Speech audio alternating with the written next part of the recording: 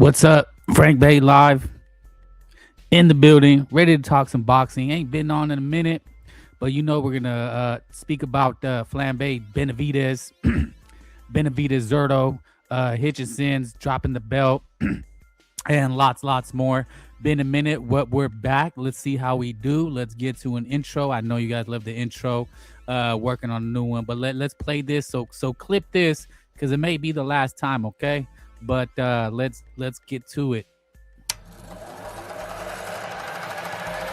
Remember, all I'm offering is the truth, nothing more. Frank Bay, talking that boxing biz, say your opinion, but you don't say it. What it is, you know that it's Frank Bay, popping that boxing biz, but you don't mean it. Frank Bay, Frank to the busy bay, that's right, you know that it's Frank Bay. Frank Bay, popping that boxing biz, say your opinion, but you. That's right, we're back. Let's talk some boxing. Been a minute, man. There was no big fights this weekend. All we had was that women's bish card. You know what I'm saying? Do you guys like women's boxing? Does Frank Bay need to cook on some women's boxing? And this week, I guess we just had a fight fall through. Lawrence Okoli, cruiserweight. I think he popped dirty, right? This is some eye candy for the day. Gina Carano, I think she's having a MMA match or boxing match versus Ronda Rowdy Rossi, right? Looking hella juiced. But Gina Carano is a 50-year-old MILF, GILF. I think she's a GILF now, right? She's pushing 50. I think this picture might be AI. But salute Mexican boxing. He says, Claymore, your favorite streamer, been on the Boxing Voice. You should call in and cook him sometime. Yeah, that's not really what I do. I let people cook themselves. I like to talk. We talk boxing. People like that guy spread the narratives. And the Boxing Voice, really not my cup of tea. I know some of the most, I just got to say it. Frank Bay got to speak his mind. Just ignorance. I don't know. I hear the caller. They be like, yo, man. Yeah, man. Nah, I don't know, man. It's not my cup of tea. But I hear you. I actually listen and watch everything. I listen and watch the people I don't like. But salute. Yeah, man, maybe one day. I don't like that calling. Don't you have to pay to call into that motherfucker?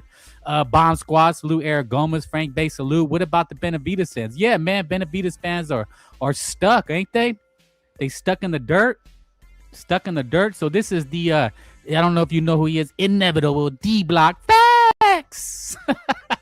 But he's saying his sources say that Benny from the block, Benevidez, Benechichis, that the tickets are not moving. So Benevidez, the fight with Zurdo Ramirez, they're saying that it's not moving. What do you guys think? Are you guys excited for that fight? Boxing is really slow and really dead right now. But how true are he says inside sources that have stated they are having trouble with ticket sales. It looks like the top deck of the venue will not be opening. They are making adjustments on people's seating as they see this fight will fall short of expectations. David Benevidez is again showing that he does not have the star power to move the masses. More detailed information coming out this week. Salute Frank Bay coping. Salute Bones, my number one quality hater. What is Frank Bay coping about? Salute Nightmare. Thank you. I will be dropping the link in a little bit. I just want to flambe on David Benevidez. Is it selling? Is it not selling? As boxing fans, should we care? Does it even matter? It's traditionally been the Canelo Alvarez date, right? Cinco de Mayo, September 16th. Everything Nika. I'm coping. Well, I mean, don't we all cope? Don't you kind of got to cope just to get through the day? You know what I'm saying? Especially with all the news in the air and AI taking over and the wars. And, this is what I said. Boxing will never leave you. You know what I'm saying? But that's life, pal. Bones, that's life, man. You know what I'm saying? It's a battle for your soul and mind.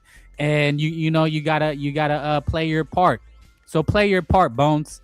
But let's stick to some boxing. A little I coped when my hyena left me. Yeah, we've all been there. But you know what they say, the best way to get over somebody is to get under somebody. You know what I'm saying? Because that bitch, she ain't sitting waiting. Her friends, the homegirls go, hey, girl, Fuck that, nigga. You know what I'm saying? Let's go out. Let's party. If you think they're sitting worried about you, they ain't. You know what I'm saying? Them hoes ain't loyal. Through Matador, lurking, always lurking. Yes, Frank Baby in the cuts, in the bushes. You know what I'm saying? I stay lurking on these YouTube streets. But David Benevidez, he's getting his shot at the Cinco de Mayo.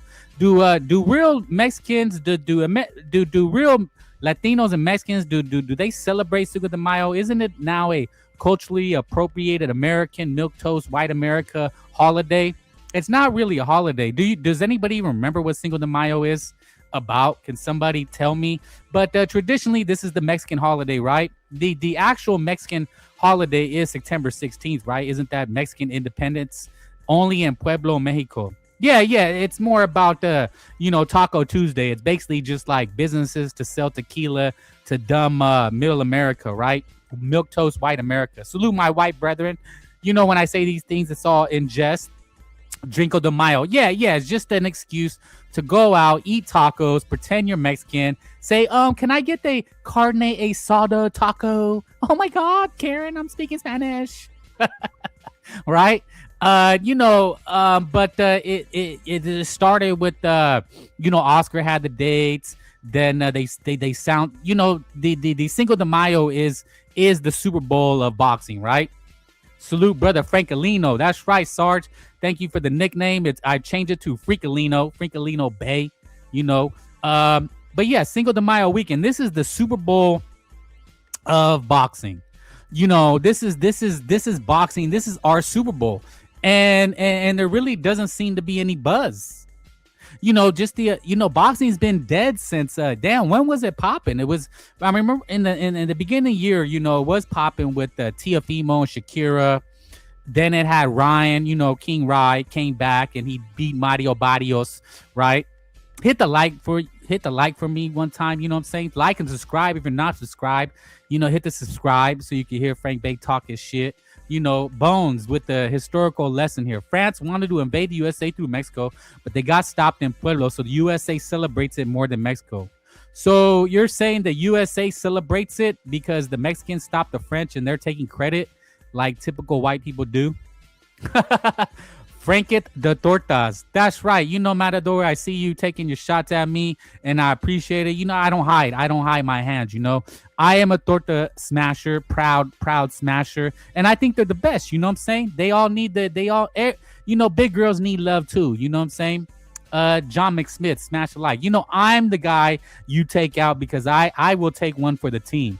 What happens is here, I know we're talking about boxing, but Frank is truly a team player. I've always been that way, you know what I'm saying? And I'll smash a torta because it's easier. I'm just speaking facts. Chasing those dimes, spending all your bread is not my style. So yes, tortas, they need love too. But Benevidez taking over Cinco de Mayo. Canelo Alvarez, he's hurt. He's coming back September 16th to reclaim his crown. But Benevidez, he's been chasing Canelo. That's how basically he was brought to prominence and fame, is through the Canelo Alvarez name, right? I believe Benevidez is the youngest cruiser. Is he the youngest what is the super middleweight champion ever? I believe he is. The 168 crown, he won it, I believe, at 20 years old. Benevidez history. He at 20 years old, he's actually legendary, right? Benechichis, we talk shit about him, but he is legendary, right? He was it was actually, well, I've been on the story before. It was actually his brother, Jose Benevidez, right? That's right. That is Frank Bay. Exactly. It's catchy, isn't it? But you know what? I'm changing it. And it's not because you told me to. It's not because you bullied me. It's because I want a better quality sound. You know what I'm saying? So I gotta do a little bit better. I'm going to include some boxing intros, in it. But Benevidez, right? Benevidez, he's historic. He's legendary in the boxing game. The urban legends of him sparring Triple G at 13, 14 years old. He was a little butterball. It was actually his brother Jose Benevidez that was supposed to be the Gran El Champion, right? He was a star-studded amateur, given tons of money. Then he got shot. Then he fought Terrence Bud Crawford, and the rest is history. And Benevidez, he kind of grinded his way up the top. Massive guy, big guy, big for a Mexican, right? He goes on the Mike Tyson podcast, and then he's crowned the Mexican monster. Stand your base, Frankie. Keep the intro. No, no, no, no, no. I am not cucking. I am not bending the knee. It has. I'm a perfectionist. I like to switch things up. You know what I'm saying? I've had different intros. So and personally, and kind of, I really didn't care for it. I wanted to be better produced. Why am I explaining myself to y'all? You know what I'm saying? If you like it, you like it. If you don't, you don't. You know what I'm saying? Frank Bay don't need to explain shit to nobody. So, but clip it now while you see it. So, Benevidez, he's pretty much ridden the coattails of Canelo Alvarez. His mistakes are his own fault, right? He lost his belt, I think 2 times, failed, busted for cocaine, failing to make weight. So he's had his troubles. Zurdo is the one that gets credit for being the first Mexican champ at 168 and 200, my boy. Blaze, thank you for the correction. You know what I'm saying? But you didn't check me. I said he was the youngest. He was the youngest. I believe he was champion at 168 at 20 years old. Because, 168 is a newer division. It's like super welterweight, right? They're newer divisions in the historical landscape of boxing. So that's what I meant. But, okay, I'm glad you corrected me. Zurdo gets credit for being the first Mexican champion. And this is new, right? You got all these big ass damn Mexicans coming out of the woodworks. Fundora, Benevidez, Zurdo. Traditionally Mexicans, Latinos, they usually dominated the lower weight classes because you get the Barreras, Moraleses, and they say you're just a little 5-foot Guatemalan. You know what I'm saying? Never heard anyone bring it up that he's the youngest. Well, that's why it's called Google, my boy. Fact check me. Resendiz versus Murguia will be fight of the night. Yeah, and I'm gonna get to that. It is a Cinco de Mayo card headlining by I believe all Mexicans, right? A lot of there I've seen people upset. That's racist. How dare they, bro? It's Cinco de Mayo. This is the Super Bowl of boxing. But as far as Benevidez and Zurdo not selling, I'm thinking some kind of the reasons why. And what I've been seeing in the news is that Vegas is dead. Can anybody confirm? Hit the like, subscribe. That is Vegas dead? That's what the people are saying, is that Vegas is dead right now. With the high prices, the economy, a lot of shit is going on. And people just did. I was in Vegas last year, and it is different. I will tell you, it's not as big as it used to be. Everything's just way overpriced. It's obviously hot. It's just not the same anymore. It's hard to explain, man. 5 years ago, 10 years ago, pre-pandemic, it was popping. That was the destination spot. And we've kind of gone away from that. Fools got no aura. The EBT Warriors should take Juneteenth their fight day. You and your EBT Warriors. But that look, man, it's crazy that they know who the biggest fan base is in boxing, but yet they don't pander to it. You know what I'm saying? They try to sell you the Americans. But here is live on pay-per-view, Zurdo. What do you guys think? Is it a good fight? Are you guys buying the fight? Now it's dead that it's Benevidez' turn. So yeah, we're kind of doing a historical. How did Benevidez get here? So he lost the belts. Canelo Alvarez moves to super middleweight. He goes on his historic undisputed run. Benevidez is left in the dust, and he's trying to get a name. That's when the Canelo Alvarez talk starts. And for the last 3 years, Canelo Alvarez has took a beating. Whose side were you on? Were you guys on Canelo Alvarez's side, or were you on David Benevidez' side? Did Canelo Alvarez duck David Benevidez? Can we answer that once and for all? Do we still want to see that fight?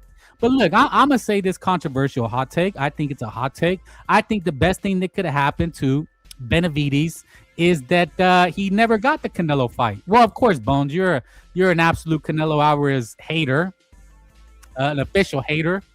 Pisces don't know Benevidez like that. Yeah, because in his rise to fame and glory, right? Benevidez was coined the Mexican monster, but he was El Bandero Rojo, right? Is he from Phoenix or Seattle? I was always confused because I remember the Benevidez used to be in Seattle, and then they start claiming Phoenix. And Benavidez is kind of hood, right? And then it comes out he's actually half Ecuadorian. I don't know if I think is his dad Ecuadorian. I think it's his mother who's Ecuadorian. I used to be a Canelo #1 fan, right? Well, you're not really a fan if you throw him away after a loss. So that's not really be a fan. You stand by your man. Where is the loyalty? Phoenix, Arizona. But didn't they have a gym in Seattle? Weren't they out of Seattle for a little bit? Correct me if I'm wrong. And Alondro Solis. He's a decent opponent, a good co-main event. Shouldn't be excuses. Who are you talking about? Zurdo? We'll get to Zurdo in a minute. So Benavidez, right? He kind of missed out on the party when Canelo Alvarez was dominating. So Canelo Alvarez gets to the top, and he fights John Ryder. He fights Jaime Munguia. He fights Edgar Berlanga. And Benavidez goes on his Canelo's a pussy. He's ducking. The world turns on Canelo Alvarez. Then they get into bidding wars. Junto versus Nakatani's 55 sold out foods. Yeah, we're going to get to that. After losing the welterweight, you don't deserve fan, losing all your belts. That's it. You act like Canelo lost once, he lost 3 times. Time to move on. Okay, I'm not Bones and John Blaze. So where are we at? Are you guys okay on the Benavidez versus Canelo situation? Whose side are you on? You don't have to pick a side, but I'm asking you to pick a side. I'm gonna say I was on Canelo's side. I think Benavidez blew his opportunity. I think Canelo Alvarez was doing the black effect, how the black, what Tia was saying, how they move, Floyd Mayweather, Shakira. He was playing that game. He was playing chess with Benavidez. He knew Benavidez was struggling to weigh 168. He was gonna weight drain Benavidez. Then they did the whole A side, B side. Canelo said he brings nothing to the table. Benavidez, his manager, were saying they offered Canelo a record $60 million. Canelo Alvarez turns around, plays chess, and checkmates him by getting 150 to fight a smaller guy and Bud Crawford. Did I break it down correctly for you guys? I don't like Benachichis, but Canelo ducked him. I don't talk about about Canelo. Unless he's fighting, I'm not Benavidez. Right, I get what you're saying, but I'm just kind of breaking down where we're at with Benavidez and why or why not he hasn't been embraced by the Mexican Latino fan base, because if he were, this would be a big major fight. We'd be getting ESPN front row. He'd be getting on the mainstream news, but it looks like he's going under the radar. Is it because kind of his swag? Is it because he's not fully Mexican? Is it because he's half Ecuadorian? Is it because people don't like his personality? I mean, what is it? Or is it just his fights? Can we look at it strictly as boxing? Were you guys not impressed with Caleb Plant? Salute my Kangs. Exactly. Hit the like, subscribe. What is it about Benavidez? Is he too what's the word for it?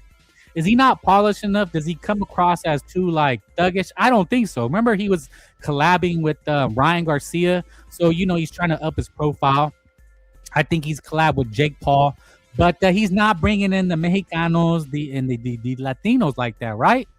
Mexican boxing, and I kind of feel like we got played by the other side by pitting Canelo against Benavidez, right? Like, you can root for Benavidez and you can root for Canelo Alvarez. I don't think you have to split up that group. That's why everybody bored talking about the Haneys. What is he even doing right now? Benachichis and his pops are fake as fuck. Benavidez' only problem is he keeps talking about Canelo. He lives under his shadow instead of having that energy with guys like Bebo and Jai as nemesis. Benavidez is a fake. Rat Packs Truck Company. Thank you. Okay, so it looks like most of you are against Benavidez, but why are we against Benavidez? I still root for the guy. I'm still going with Mexican boxing. He's still Mexican. He's still Latino. I mean, we should get behind the guy. I understand where you're coming from, but what about this? What about when I say, well, the media, they're the ones that are asking him about Canelo Alvarez.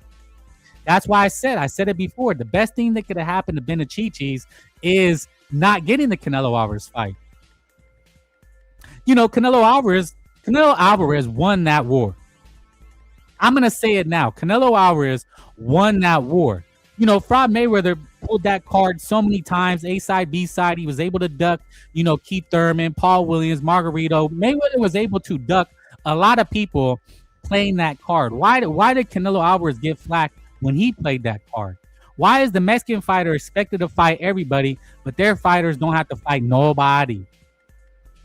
Remember they were pressing Canelo Alvarez about Andre Dudu, and what happened? He got exposed. I don't care about Benevidez. The co-main is better. We will get to that. Canelo aged 5 years and a couple months. Right. But what I'm talking about is Canelo Alvarez. This is chess. This is not checkers. He played the chessboard in the sense that, Benevidez said that Canelo Alvarez ducked him because, he offered him $60 million. Canelo Alvarez, look, he lost, to Bud Crawford, but he ended up making 150. He's going to make 100 million his next fight. Canelo Alvarez won the war of public opinion of the actual bag. You know what I'm saying? If these other fighters, Shakir Twitterson, Devin Haney, they talk about getting the bag, that's what Canelo Alvarez did. And look, David Benevidez, let's say Canelo Alvarez and Benevidez fought. I don't think it was a given that Benevidez, you guys are going to say Benevidez kicks his ass now, but during the very height of when they could have, should have fought, I think Canelo Alvarez would have probably beat David Benevidez. I think it was 50-50. And had Benevidez lost early in his career, he's not where he is at today. Clip that. That is a hot take. What do you guys think? Is Frank Bake full of shit? Do you understand what I'm saying to you? Does that make sense? I think Benevidez is better off on the coattails of Canelo Alvarez. And now it seems to be backfiring with you guys, but maybe you're not picking up what I'm dropping. Benevidez has become a star because he can always point. It's not a superstar, but a star made off the heels of Canelo Alvarez, right? Because Canelo Alvarez is leaving the game. He's done it all. And that's kind of what he was telling Benevidez. Benevidez fought Canelo leftovers and Caleb Plant, and he got credit. He beat, Benevidez beat the guy they said Canelo Alvarez dug, Dudu Andrade. He goes up to another weight division, 175, and that's another move Canelo Alvarez won, the chess move. Inoue, Benevidez struggled. Inoue, David Benevidez blows up past 200 pounds, is basically heavyweight on fight night. And he knew David Benevidez wouldn't be able to make weight. So Canelo Alvarez kind of, played David Benevidez. He kind of won the war in that sense, and who knows, maybe they could fight. But, Benevidez catches a lot of flack. You know what I'm saying? A lot of people were not happy with this fight, Zurdo Ramirez. I personally think it's a hell of a fight. It's a great fight. You got two Mexican warriors. And let's talk about Zurdo Ramirez, right? Hit the like. Zurdo Ramirez is a really good fighter. He's a unified cruiserweight champion. At 168, what I got to say is I think Zurdo does have some quit in him. I was very disappointed when he lost to Dimitri Bivol. It was a really shitty fight. Canelo is going to go out even sadder and lose to nigga Bali. Oh, yeah. That's the rumor that he's in the running. Booty Anus already self-proclaimed himself cash cow of the division. Yeah, we'll cook on Xander and Booty Ennis. I'm surprised that fight is happening. But Zurdo Ramirez, he's no slouch. He's not getting any credit right now. I don't know. It's just weird that people are not paying attention to this fight like I think it deserves. I think this is a great fight. Look, you got Armando Resendiz, Jaime Munguia, Oscar Durote, Angel Fierro, who was in a fight of the year with Isaac Pitbull Cruz. Benevidez won't ever sell. 200 is a dead division, even with Opataya. Isaac Lucero versus Ishmael Flores and Jorge Chavez versus Tito Sanchez. Now, the bottom two, I'm not too familiar. I think I've seen Isaac Lucero, but the three cards, this is action-packed, guaranteed action-packed. I think we will get some good, intriguing fights. There's going to be no back foot bitching. Dude can't sell a wing dinner. Yeah, I bought the Caleb Plant. I bought Andrade. The Anthony Yard fight. Look, David Benevidez, he's going to cruiser is a good move to me. People are saying he's ducking Bivol. Bivol ducked him. What I don't understand is that he's ducking Bivol. I don't think he ducked Dimitri Bivol or Artur Beterbiev. It is known that the Turkey Al-Sheikh is trying to make them fight a third time. I don't think David Benevidez was supposed to sit and wait around for Dimitri Bivol. Dimitri Bivol still hasn't been back, and he's coming back, and he says he wants tune-ups. So, I don't understand what David Benevidez was supposed to do. I tried my best liking Duarte, but his style is absolute trash. Bro doesn't have control of his body and looks too robotic. Well, Ryan Garcia slept him, but I do think Richard Hitchens bitched out and ducked him. So Duarte is a decent fighter, bro. I don't understand the hate. Is he pure skill? No. He does have a little bit of a robotic style. I will agree with you, but he's a tough hombre and he's a tough out. He's not a slouch, bro. That fight don't make sense. There's no backstory, anything, just a random fight. You're talking about Zurdo and Benevidez? Blaze. Now, I know you know boxing. How is there no backstory to Benevidez Zurdo, if that's what you're talking about? Zurdo's a unified champion. Benevidez is moving up 25 pounds to a new division. There's a hell of a storyline. David Benevidez can be a 3-weight division champion, which is insane. He's already on pound for pound. So, look, man, Benevidez, in my opinion, is doing what he has to do. He can't sit around. Yes, I wanted him to fight Dimitri Bivol, but I don't think he could sit around and wait for the guy. So it makes no sense why anybody would think. And as far as Joe Pitaya, that'd be a hell of a fight. But Joe Pitaya's with Zuffa. He lost his belt, and he needs to get his rank up. I know there's some big Pitaya fans, and yes, he's a hell of a fighter. But if we're honest, he got to get his rank up. There's just no way around it. Nobody knows who he is.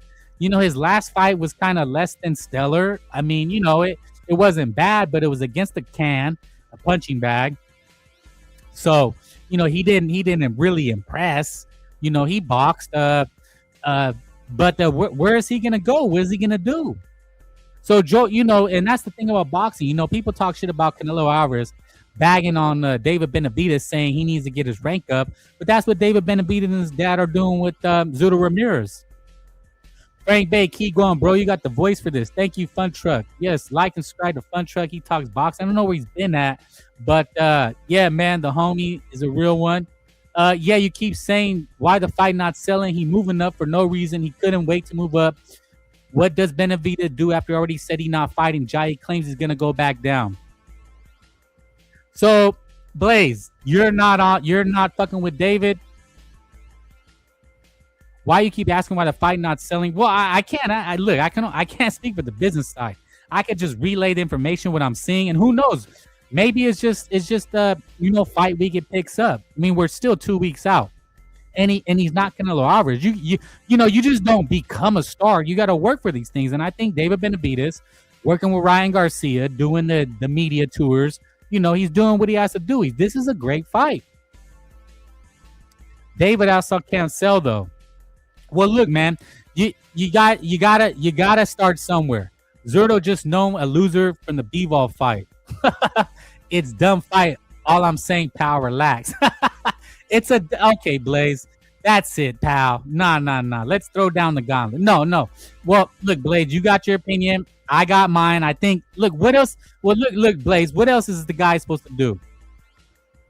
Snackford says, dumbass ring eye queer criticized Dave for saying he would go wait after the trilogy, but then cried about David wanting his mandatory with B-ball. Dudes being a dumbass. Look, man, you know what, Frank Bay, what I really do, I'm trying to explain both sides, and then we come to a conclusion. I think people think when you explain something, you're for one side or you're against one side. And what I do with you guys in the chat, I'm just questioning. I gotta talk. I'm gonna drop the link like in another couple minutes. All Benachiche is fake as his wife. Yeah, I think she looks kind of put together, if you know what I mean. All David's pay-per-views have been flops, not going to change. Nobody at all asked for this fight. Didn't you tell me you were going to buy it? Look, well, okay, Blaze, then you got it, but you can say nobody asked for the fight, but what did you want? Do you want Dimitri Bivol, Artur Beterbiev? Look, this is boxing, bro. This is how it works. Beterbiev and Bivol probably, they're supposed to fight each other. They're not those guys. When have we seen them in the ring? So I don't understand what David Benevidez is supposed to do. Is he supposed to wait around? Canelo Alvarez has other business. So the next option is go up and fight Zurdo Ramirez. You're making good money. Now, as far as selling, I mean, that's not up to us, right? I mean, all we could do is support. I'm going to support it. It's a great card. I don't want to stream it. I don't want to be buffering and shit. I want to watch it. It's got Jaime Munguia. I think you guys are being a little too too hard on Benevidez. I mean, do we want him to be like Devin Haney and sit and be inactive and do nothing? That's the only other option. So, look, man, I got the DAZN Ultimate pay-per-view. It's free. Well, it's not free. You paid for it. But, yeah, you're a real one. They're all Greta fight toward Chavez and Liza Lucero contenders. Just won't sell at all. Sarge. Yeah, I get you. Look, of course but what I'm saying is you got to start somewhere. He's trying to make his mark on Cinco de Mayo. You know, if he sells 300 pay-per-views, I think that's a success. If it flops, it'll be a bad look. But you got to start somewhere. Canelo Alvarez is not fighting. There's nobody else that can take the date. So you know, look, man, I'm gonna hats off to David Benevidez. I think this is a good step up. And you guys act like it's a given he wins. Zurdo Ramirez could win this fight. Zurdo Ramirez could easily outbox David Benevidez. You know, Zurdo Ramirez is a hell of a boxer. He's not your typical come forward slug 'em, rock 'em, sock 'em Mexican. And I don't mean typical. I mean what they say. Lucero will give Boots a beating. We'll have to wait and see. But yeah, man, I like this fight. There doesn't seem to be. I got Zurdo winning, Frankie. Yeah, man. I mean, look, man, he looks in extreme shape. Yeah, you know, Zurdo Ramirez has also had his trouble. He's missed weight. He's lost. I think he lose his title, you know, looking bad against Dimitri Bivol. And yes, Benevidez is not out the hook.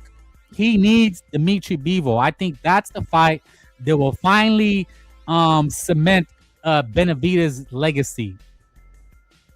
I got Zurdo to prevail. Well, it looks like them. You all really hate Benevidez, huh? You know, I'm gonna embrace the brethren. He's brethren. Why are we not embracing David Benevidez? Did we allow them to turn against David Benevidez? Is it because we're Canelo Alvarez fans that we have to hate Benevidez? Just asking the question. Whoever wins is top 5 pound for pound. I wouldn't disagree with you. This is a pound for pound matchup. I agree. That is an excellent point. I didn't even think about that. Benevidez doing fuck shit. He said he was down to wait for Bivol and Better View Trilogy. Now, I'm not gonna wait. Dude is just dumb. Well, it seems like you made your choice, Blaze. I can't change your mind, but I'm willing to give him the benefit of the doubt, and I wouldn't wait around for Dimitri Bivol. Yeah, they don't want to brainwash me. I know they want Canelo and David to destroy each other. Mexican boxing, that's what I'm saying. Look, man, what's good for the goose is good for the gander. You know, Fraud May Runner, Shakir Twitterson, Devin Haney, they can play these games. You know, why not let David Benavidez and Canelo Alvarez play those games? That's all I'm saying. But it's a good match, man. I don't think you can hate on it. Let's move on to Armando Resendiz and Jaime Munguia. What do we think about that fight? Is Jaime Munguia, is he still coming off a drug loss? Did he come back and beat somebody? Where's more of DC when I need him, man? Hit the like, subscribe, and damn, my bad. I'm going to drop the link if you want to talk shit about David Benavidez. It looks like most of the chat is against David, the Mexican monster, Ecuadorian monster. Them Crips always be hating on us, man. Shit. Well, that's what I'm saying. Chilling. I think we've fallen into that trap to turn on either David or Canelo because they pit them against each other. And but Canelo Alvarez and David Benavidez actually did better, right? Canelo gets $150 million for fighting a smaller fighter in Crawford, gets a deal with Turkey Al-Sheikh. He's going to be doing Mexico versus the world. Benavidez is headline Cinco de Mayo. I think they both made out. If they face each other, they knock each other off. Tell me I'm wrong. Resendiz will KO Munguia. A lot of people are going for Resendiz. Just because we don't dick ride David don't mean we're against him. That's beta energy. Nah. See, Blaze, I didn't say dick ride. I just mean like, I'm just trying to understand where you're coming from.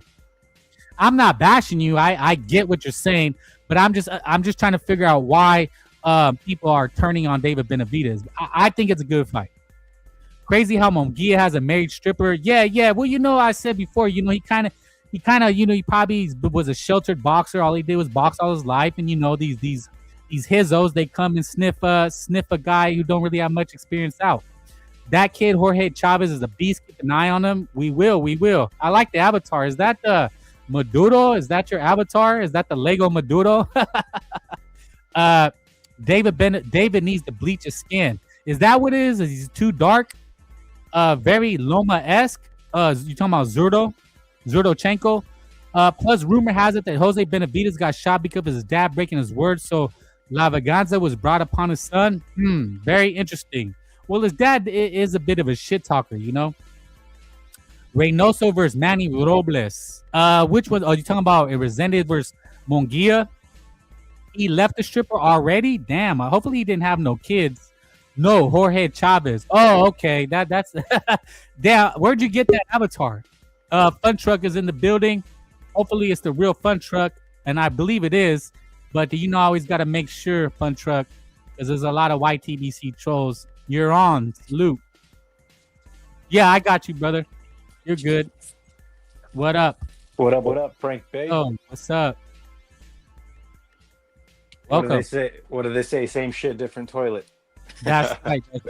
Hey, I would love to see Bivol and Benevidez, but if that fight's not going to happen on Bivol's part, it's time for Benevidez, you know, to make his claim in being one of the best boxers in today. You know, I think that not getting the Canelo fight has probably like harmed his reputation, but fuck it, on to the next. You know. You said not getting the Canelo fight harmed who, David's reputation? Yeah, well, like I would say just talking about him in the media for 4 years consecutively maybe harmed his reputation, because that's all we know him about. Know him for, rather. You know, is him mentioning Canelo, but the fight couldn't happen because of Canelo. So what are you gonna do? Can't do anything. So let me ask you this: so you're a Benevidez fan? Sure. Yeah. I'm a Canelo fan. I'm a boxing fan. Okay, that's what I'm saying. So because a lot of people, they're split. They get divided. They're like either a Canelo Alvarez fan. No, I don't really care. I think that it was fucked up on Canelo's part. Not. I mean, I see why he didn't take the fight. The risk reward, like wasn't there, and I don't know. I think that Canelo just probably had something like a personal vendetta against Benevidez. You know. So, I don't like that on Canelo's part, but I like what Benevidez is doing right now. You know, he actually tried to get the Bivol fight, if I'm correct.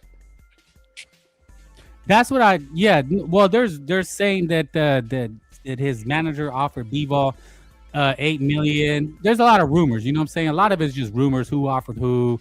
But the truth is, Dimitri Bivol's been out for, how long has he been out? Almost a year? At least a year, yeah.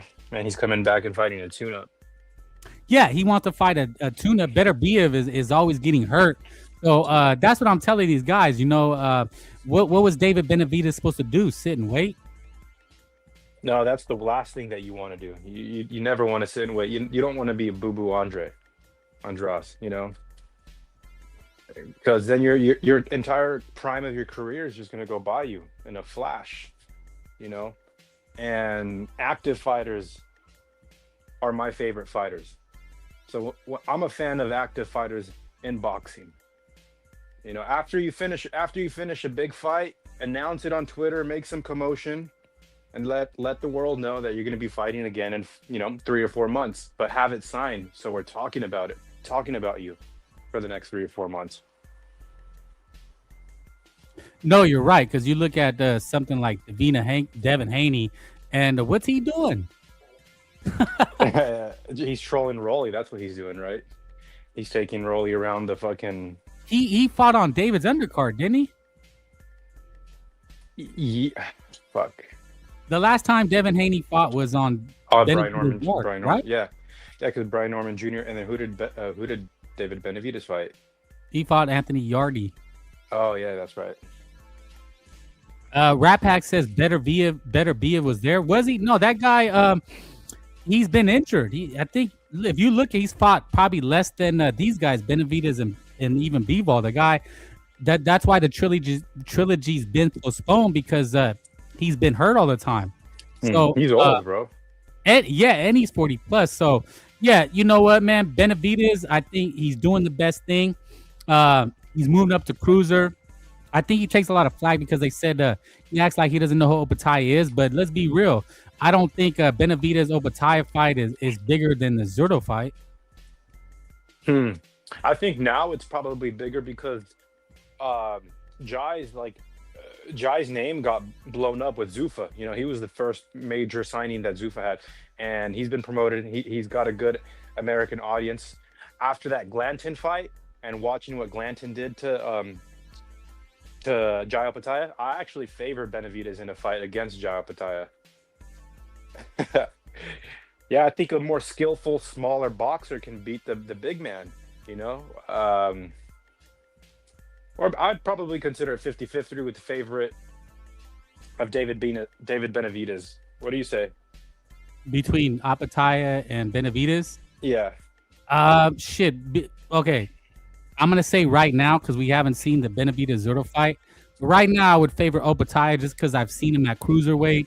Benavidez looks skinny fat. I question his durability and chin at this weight because this is a lot of weight. I don't think people are understanding this is a 25-pound difference. Yeah, it's the biggest jump in any weight class. Go ahead. I'll say that you're right about waiting for the Zurdo fight, but Zurdo's not an easy opponent. No, that's what I'm saying. That's why these guys. I'm beefing with my chat because they're just dumping on David, and I feel like it's out of pocket. Oh hell no, that's not an easy fight. It's actually the exact fight that you want to take moving up because Zurdo's kind of a blown up middleweight.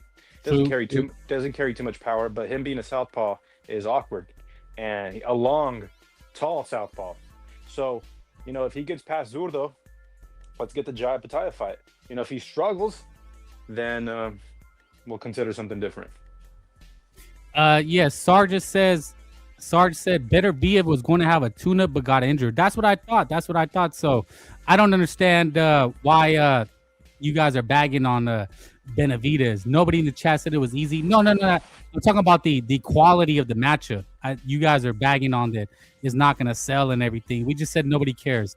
I agree. Okay, when you say that, Blaze, it sounds like you're trashing it, and I'm just like I'm big upping it. You understand what I'm saying, Foot Truck? Yeah, I'm like not every fight's gonna be like an epic 10 out of 10 fight. You know, you're gonna have some fights in your career where you're gonna take a step up challenge. Like Zurdo's a really good name. In fact, we all know him. You know, he's been in front of our boxing eyes, so it's not like he's a no name. Glanton is a no name. Well, no, they're just saying that the fight's not selling. Have you seen that? Are you talking about it anywhere? No, no, but that's interesting that it's not selling. Where's the fight supposed to be? It's in Las Vegas. Do they have an undercard?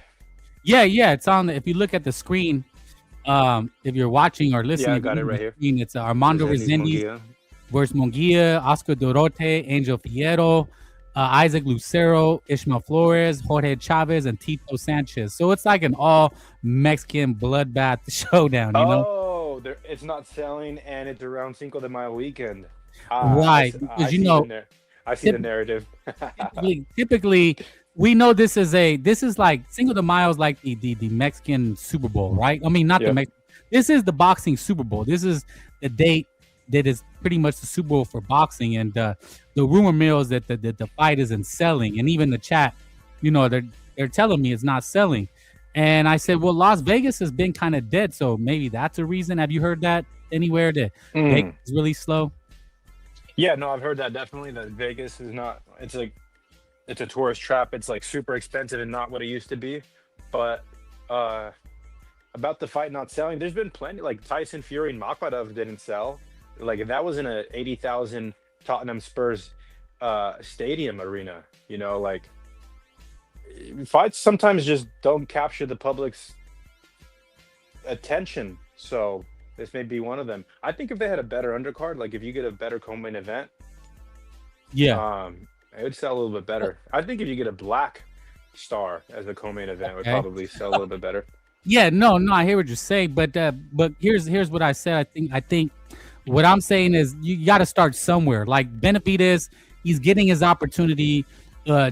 try to take over for the Canelo Alvarez date. So you got to gotta start somewhere. Yeah. I mean, okay, this fight isn't selling, it's not getting a lot of hype, but he's trying. They got to put somebody on there. Who else are you gonna put on the Cinco de Mayo date? Shit, and he called it out like 4 months ago, so that's what I like. In the ring, he said, "I'm taking over that weekend." Fuck, man, that's what I'm talking about. Claim your date. Let me know when you're fighting. I'll put it on my calendar, and I'm looking forward to it. Yeah, no, I mean, I think the problem is the truth. Here's the truth. The truth is the casual fan doesn't know David Benevidez, right? No, and I don't think he'll ever be able to be accepted by the Mexican, like the Mexican fan base that went so diehard for Canelo, because it's just different. Like, my mom knows nothing about boxing, but the Mexican media, Univision and Telemundo, were blasting Canelo on his come up, and my mom's like, this famous reporter in Mexico is the one who kind of got Canelo's word out. And David doesn't have that grassroots journalist that are promoting him from his like 15th fight, as a professional. And not only that, he doesn't really claim to be from Mexico. He's not from Mexico, so it's hard to get a hold of those Mexican fans. People think he's Ecuadorian and Cuban. He just got the moniker because of Mike Tyson when Tyson was on some shrooms. But that's fine. You don't need to capture the entire Mexican audience. I think if Benavidez goes out there and collects Zurdo's scalp and a TKO victory, fuck, I think he'll gain a lot of fans. No, you said it. He is half Ecuadorian. He hasn't been adopted. But hold on, prepare, Coach Juice Booty. Is that booty loose? Speak up, fool.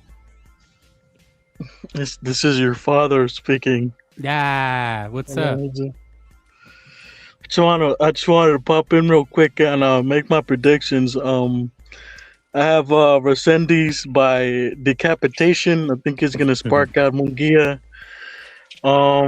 It could go either or with the Benevidez. I'm not really committed, but I just want to get it on record, because your people and your channel and your associates are very idiotic after idiocy.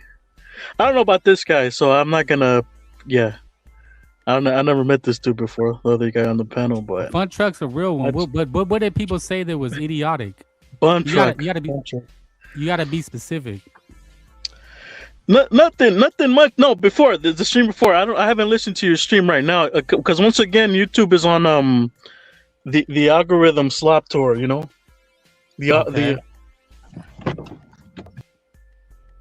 Okay, well, anyway, he's booty loose, lost connection. He was at the McDonald's Wi-Fi, but he wanted to give his prediction. So, Fun Truck, let me ask you: have you bought the pay-per-view yet? Are you going to be buying it? No, I'm fire sticking this one. Wow, really? You ain't afraid to say it? No, never afraid, bro. I'm not afraid, but it's called shame, Fun Truck. Oh, hell no. Check this out, dude. I'll spend the $80. I've been streaming fights since I was 13 years old. I was streaming UFC fights, the good ones I pay for. But I'll spend $80 on a good dinner with me and my lady. And fuck a pay-per-view. What about you? Yeah, no, I'm gonna have to get it just because. You're covering it. Well, no, I'm not covering it. I just don't like to stream ones that I want to actually watch. Fair enough. Like some bullshit like the Wilder or White or Rico Van Horven and Usyk. Yeah, that's team fire stick all day, right? But they buffer and you lose. I don't want to miss. I think it's going to be action packed.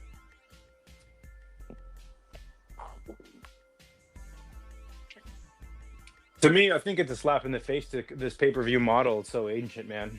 And there's like 2 or 3 pay-per-views a month. It's like, how is that sustainable as a boxing fan? You have to be subscribed to DAZN, Top Rank. You got to be on Paramount if you want to watch Zuffa. It's like, it's probably one of the most expensive sports to be a fan of, truly. It is, and I think you're right. Like Fedor Keith Thurman, I don't think that was a worthy pay-per-view. And some people salute Hawker. Hit the like, subscribe, hit the like, dude.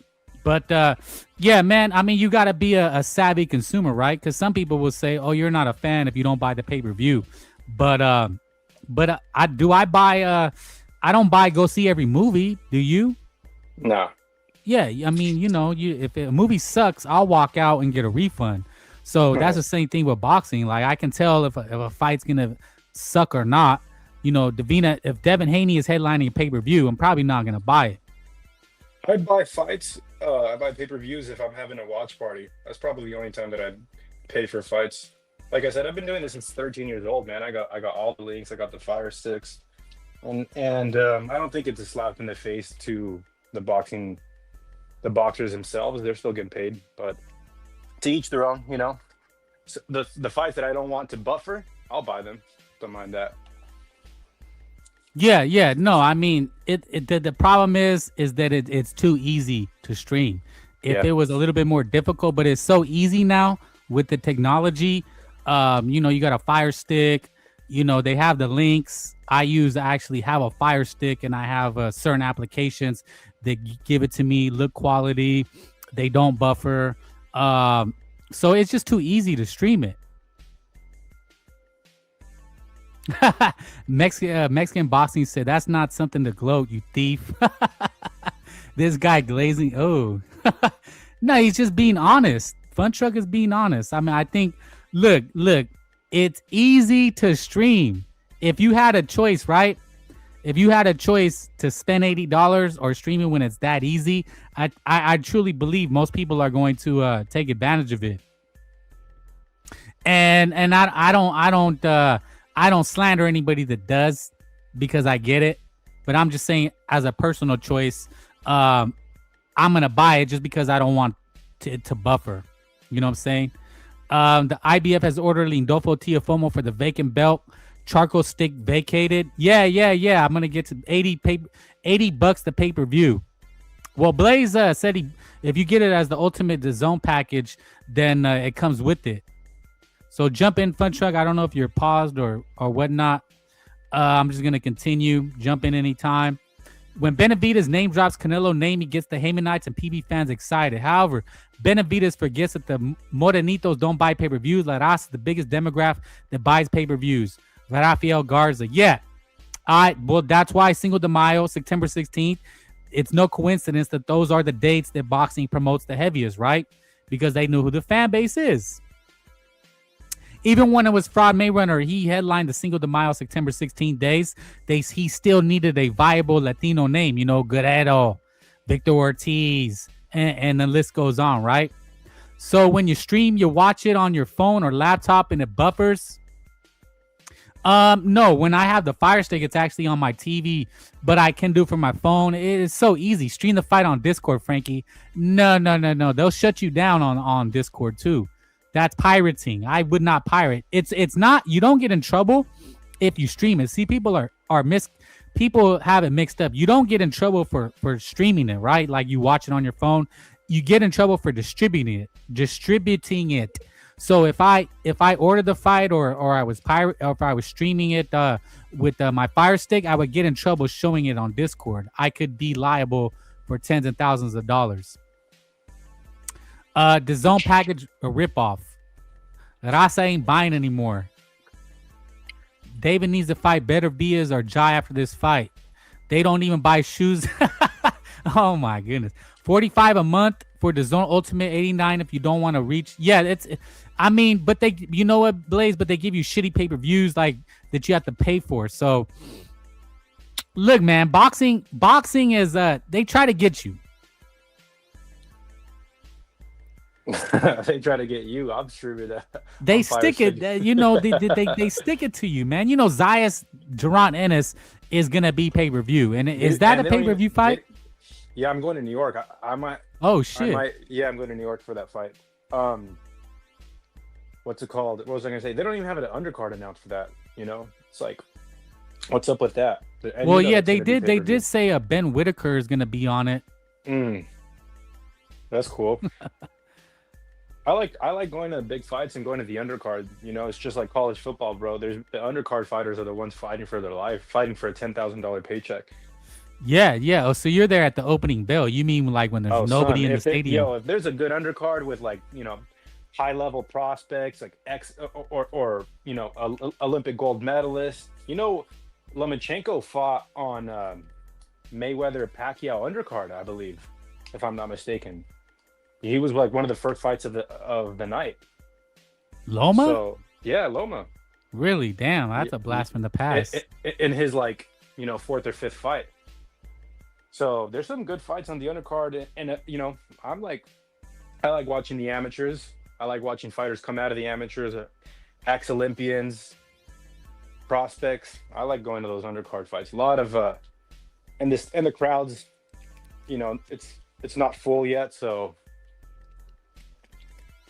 hit the like, subscribe. Sorry, I mean the link is in the chat.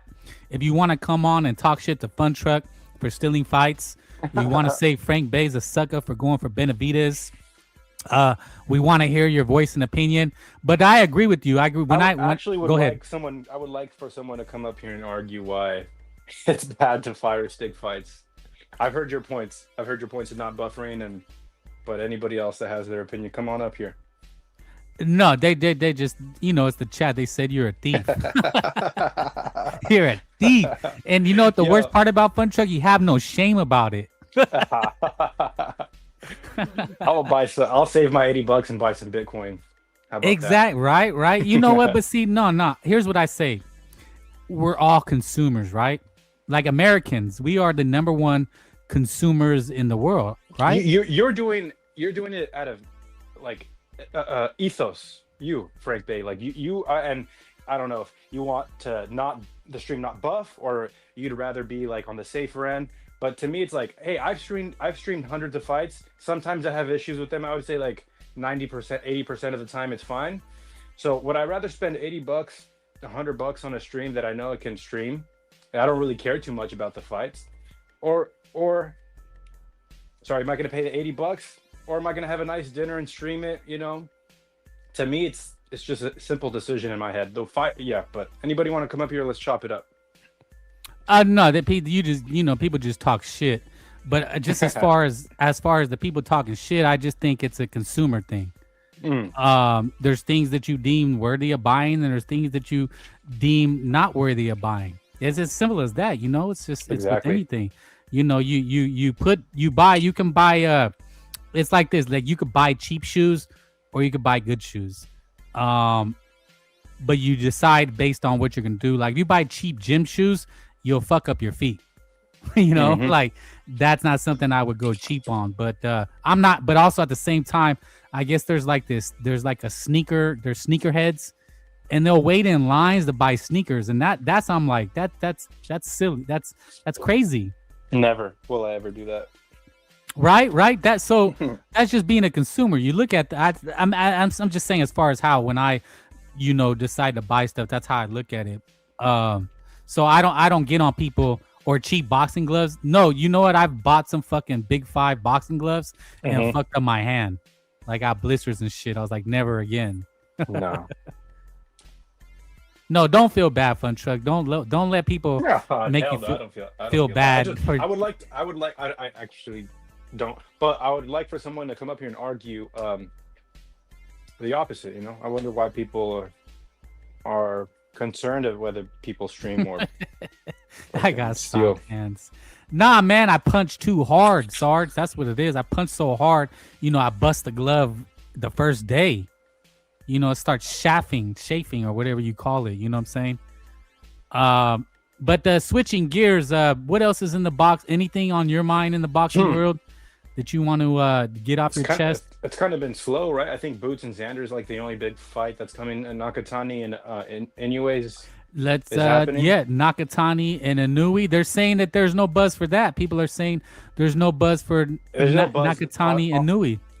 On this side, but in Japan the stadium sold out like within hours after the fight was announced. I you know what I think a lot of luster got lost because they said that Nakatani struggled against the Hernandez guy. What do you think? Did he struggle? Was it just a tough fight? Did he won? Oh, it was a tough fight, tough opponent, bro. You're never gonna at the high level. Knockouts are hard to come by. That's why Inoue is the real deal, Holyfield. Because he's putting world champions down. At the very elite level, knockouts are hard to come by. You guys got to realize that when Inoue's doing it against world champions, and like did he stop Donaire in the second fight? I want to say he did. I want to say he did, but I could be wrong. He got his eye broke the first one. I think he dropped Donaire. I think he was fucking him up. Yeah, well, I want to speak on that. Inoue puts himself in the line of fire. He's an aggressive, come forward fighter. He's one of the fighters. There's counter fighters like a Canelo and like a Teofimo Lopez and a Shakur Stevenson. They're counter fighters. They have to wait what their opponents do, and then they react. Fighters like a Inoue and Usyk are guys who step in the ring and they create the offense by angles, hesitation, feints, and just overall this pressure. Inoue's coming at you like a fucking heavy blanket. He's gonna be on top of you. Usyk is gonna come at you. He's gonna figure you out. He's gonna be a come forward. I'm not saying that they can't fight differently. That they have so many tools in their bag. But Inoue creates his offense, and when he steps towards boxers, it's one of my favorite things to do because it's really, really hard. It's easier to wait for your opponent to make a mistake and make the fight boring, i.e. Devin Haney, Shakur Stevenson. They wait for you to make your slightest mistake, and then they'll jab you, and then they win the round, and they win the fight. But motherfuckers like Inoue who step, and they'll get in the line of fire and they get dropped by Cardenas and Luis Neri. And Donaire. But you know what? They're knockdowns where Inoue gets back up and finishes the fight on his end. Many, many greats have been knocked down. Roberto Duran, Muhammad Ali, Roy Jones, Sugar Ray Leonard. I don't know if Sugar's been dropped, but anyways, besides the point, you put yourself in the line of fire, it's boxing. You're gonna get knocked down. But Inoue is one of my favorite fighters for that fact, because when he's in the ring, he creates his own offense against anybody. Doesn't matter who it is. That Nakatani fight's gonna be sick, man. You think so, huh? A lot of people are really down on Nakatani because I thought the first half of the fight he was winning pretty handily, convincingly. He was catching that guy Logan Hernandez with some good solid shots, and then man, it just flipped on a dime. He just was like in quicksand. And he was doing his best. He couldn't keep the guy off him, and I think the guy gave him a beating in the second half of the fight. But I think he probably edged it. I know some people say he lost, but I think that really hurt this matchup in the sense that people see it as Inoue dominating, when I think before that fight, people had it a 50-50 matchup. Nakatani is too slow. Inoue will make it. See, that's recency bias. Inoue will make it look easy. Yeah. But go ahead. I think that fight was in Saudi, if I'm not mistaken. Or no. Picasso, they went to Japan. Fuck, I can't remember where the fight was. But anyways, yeah, the Turkey set this up, set those fights up so Inoue and Nakatani could be lined up. The buzz over here died down, but in Japan, the fight sold within hours. I think style makes fights. I wouldn't be surprised if Nakatani makes it more difficult than what people think might happen. Inoue is going to be the favorite, but I feel like Nakatani will give him a good fight. I think Nakatani, Chitlin Distributor says that fucking name, dude. Hernandez beat Nakatani. Enough said, man. See, a lot of people. I mean, that's all I seen is Nakatani is gonna get smoked because of that. And it was like, wait a minute, this guy was like a pound for pound fighter. It's crazy how people turn on fighters so quickly. Now he has no chance. Now he has no chance that against Inoue. But Inoue's not. He's not unbreakable. He's not unbeatable. Okay. Yes, Fun Truck, I agree. He's a hell of a fighter, but he's not unbeatable. Where did he get this invincibility from? Nobody's unbeatable. I'm in the camp that Style makes fights, dude. If you confront enough bad motherfuckers, you're gonna lose one day. You know, there's not one fighter in boxing history that will ever go undefeated. Like, for example, Tank Davis got exposed by Pitbull Cruz in that first fight. You know, that there's a reason why he didn't take the rematch with Pitbull Cruz, because he might have lost the rematch. And Lamont Roach, another example. People think that Tank can go his entire career undefeated, but it's just like style make fights. Agreed. I think, but you know, I just thought of something. I'm gonna give myself a pat on the back right here. So bear with me, Fun Truck. But what's one fighter right now? Because I think fighters do have this aura of, well, you heard, you know, fighters got aura, but the aura of invincibility, and I think Inoue has that aura right now. The only other fighter that I think has this aura of invincibility is Shakir Twitterson. You know, Devin Haney had that aura before he got his ass kicked by Ryan, but Inoue, right? Doesn't he have this aura of invincibility right now? Yeah, he's my favorite fighter. Like right now, him and Usyk would probably be. Usyk is guaranteed win when he steps in the ring. Well, I'm gonna tell you. Okay, Usyk, I agree, but I don't know if he has that aura right now, because I did see him get hurt against Tyson Fury. And I think that you seen the little, well, it started in the boy fight when he got dropped. It's like you kind of see some what you call cracks in the armor. Hey, you would rather see that. You'd rather see a good fight. You'd rather see a fighter go through adversity. You know, fight through Tyson Fury in that first fight. I thought Tyson Fury in that first fight in the first 8 rounds was on God mode.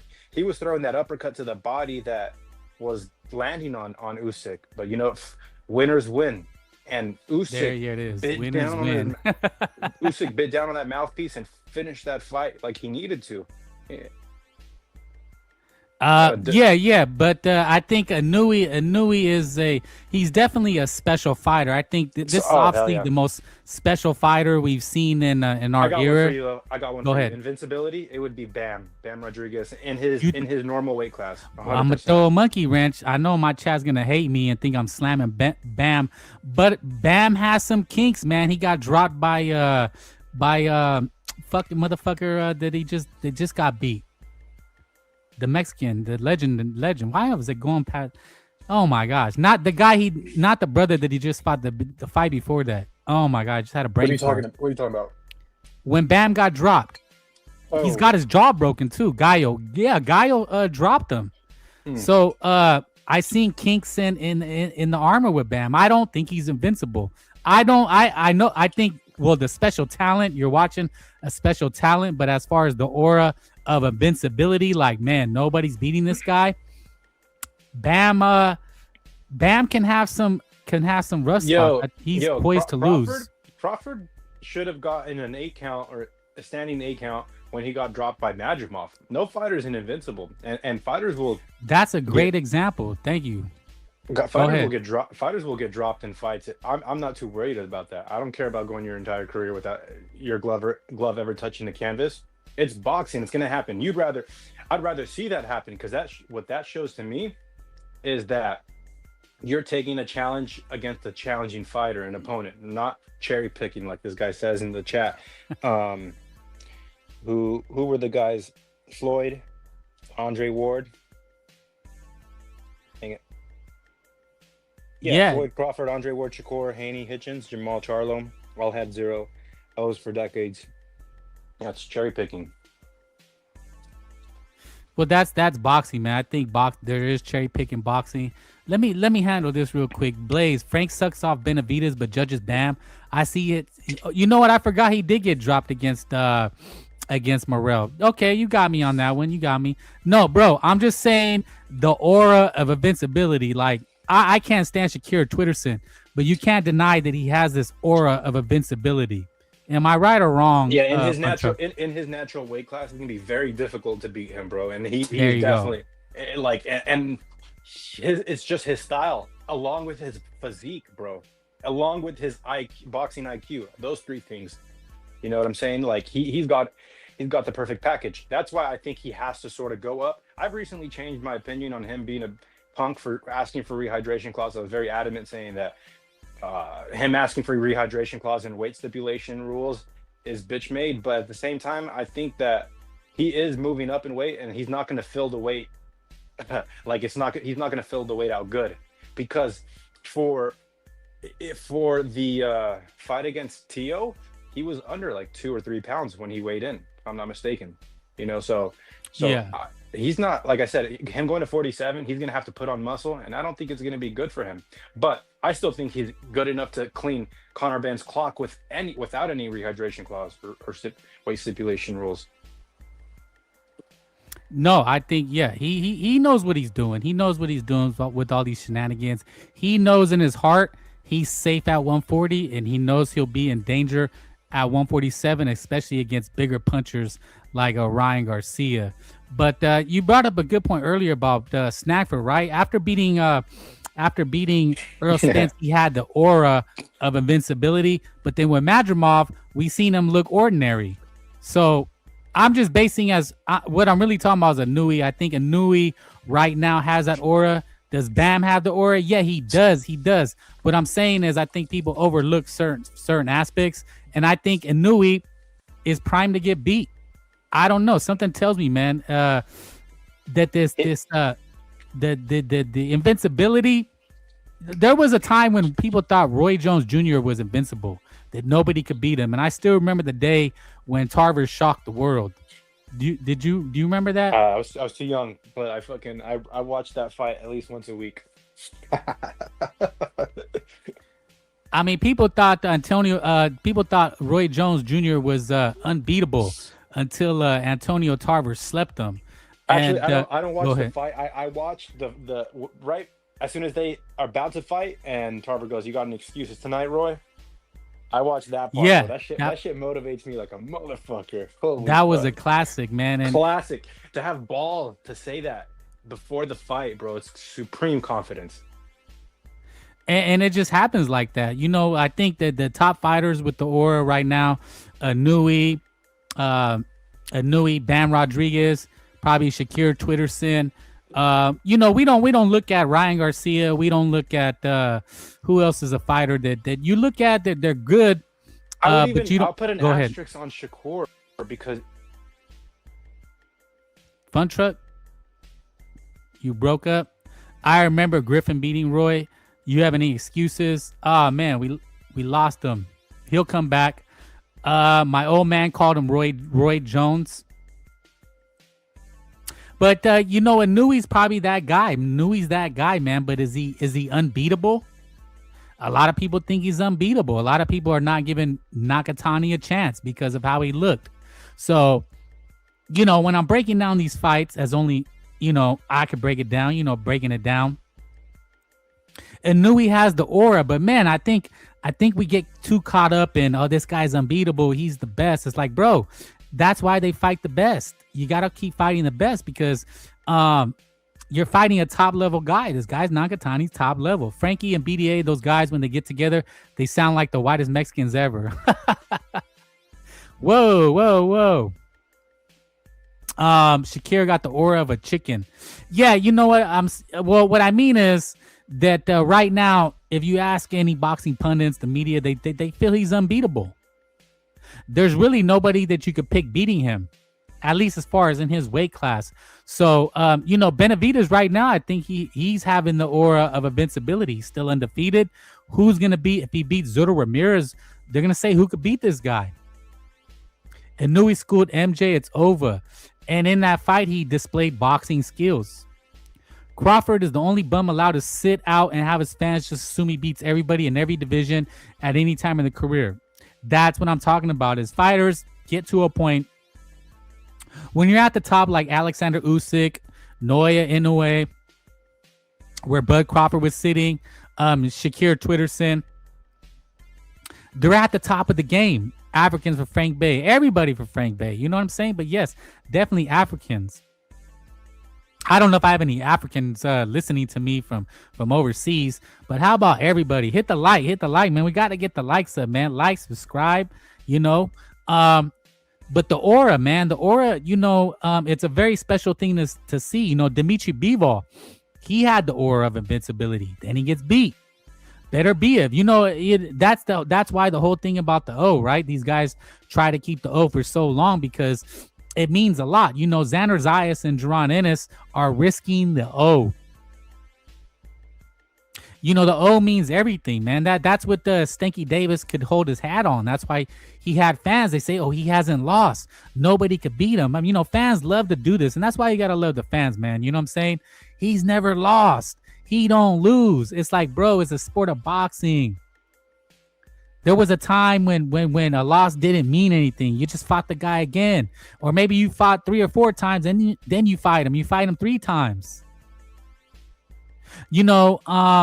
But it does mean something. Xander Zayas, man, he could probably keep fighting nobodies. Jaron Ennis could keep fighting nobodies, but they put the O on the line.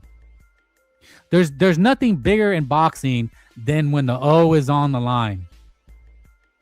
And at a certain point, I do understand why fighters, they do protect the O, because that's probably the biggest selling point in boxing, right? For Floyd Mayweather, when he found out he's gonna have to put his 0 up, he didn't want to do it. People paying more attention to the World Cup, honestly, is better than boxing right now. Well, it is the biggest sport in the world, right? Mexican Americans playing amazing for the Mexican teams. Yeah, it's only gonna get bigger, right? And it's here in America. Biggest sport in the world, football. And you know what? Because it's the easiest. You just get a ball and anybody can play it. Give Frank Bay 1 second. Damn, my bad. Hopefully you guys stick around. Give me one second.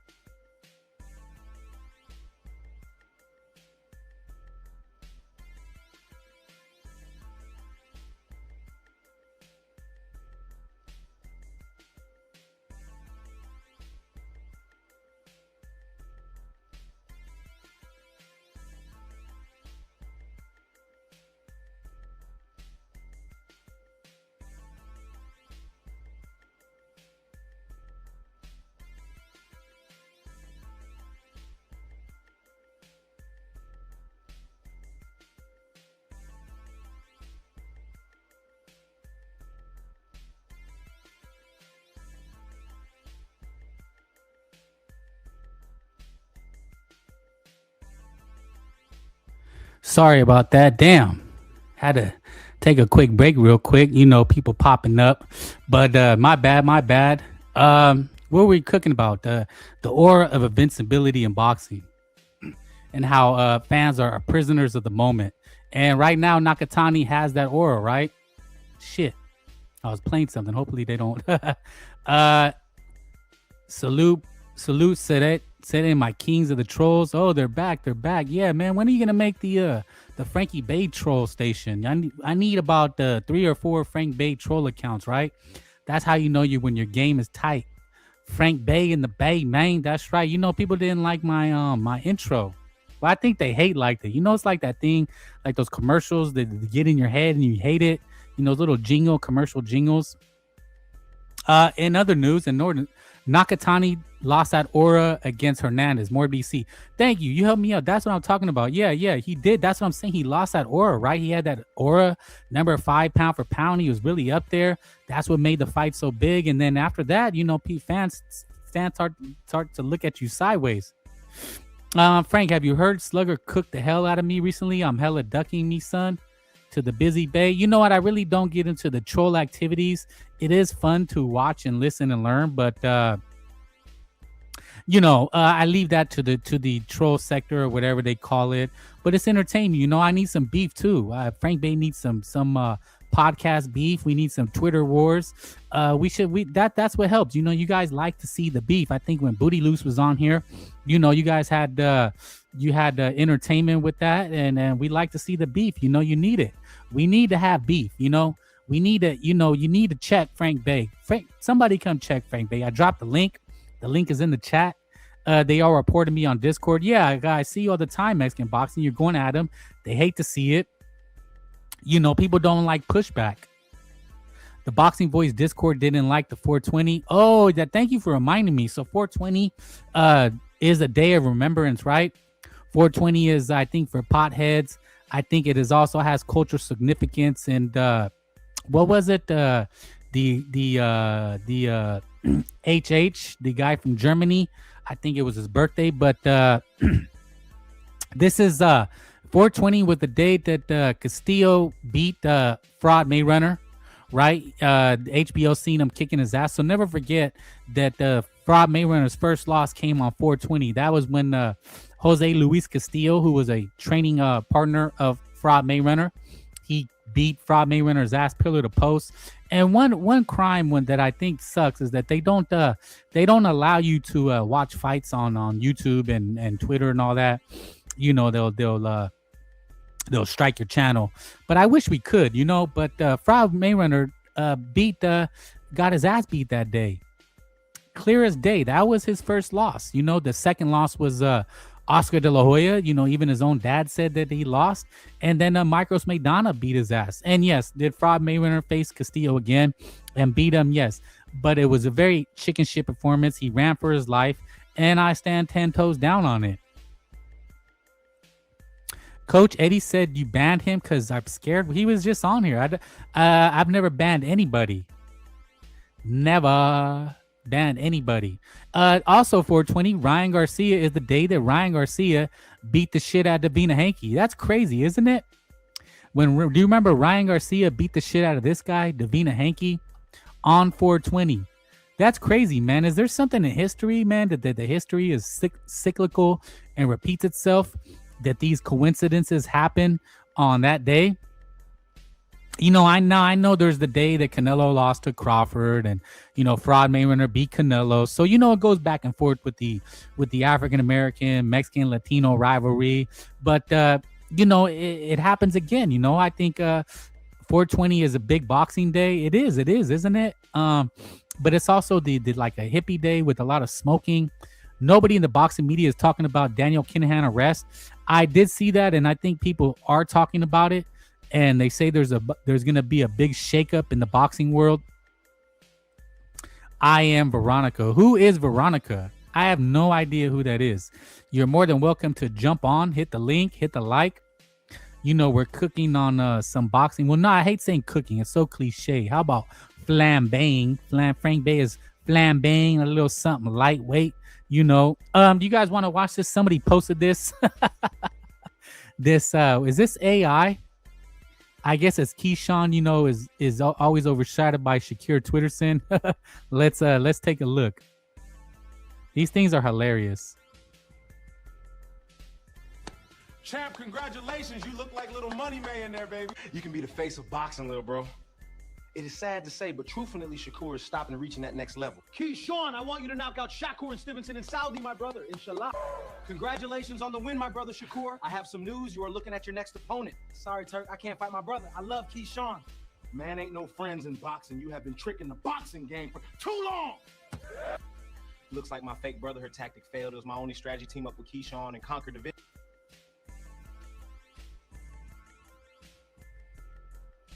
Yeah, that's supposed to be Bud. AI is getting out of control. This is crazy that they could do this now. I don't like to lose. I'm going to knock Shakur out. Touch that chin and Shakur going to sleep.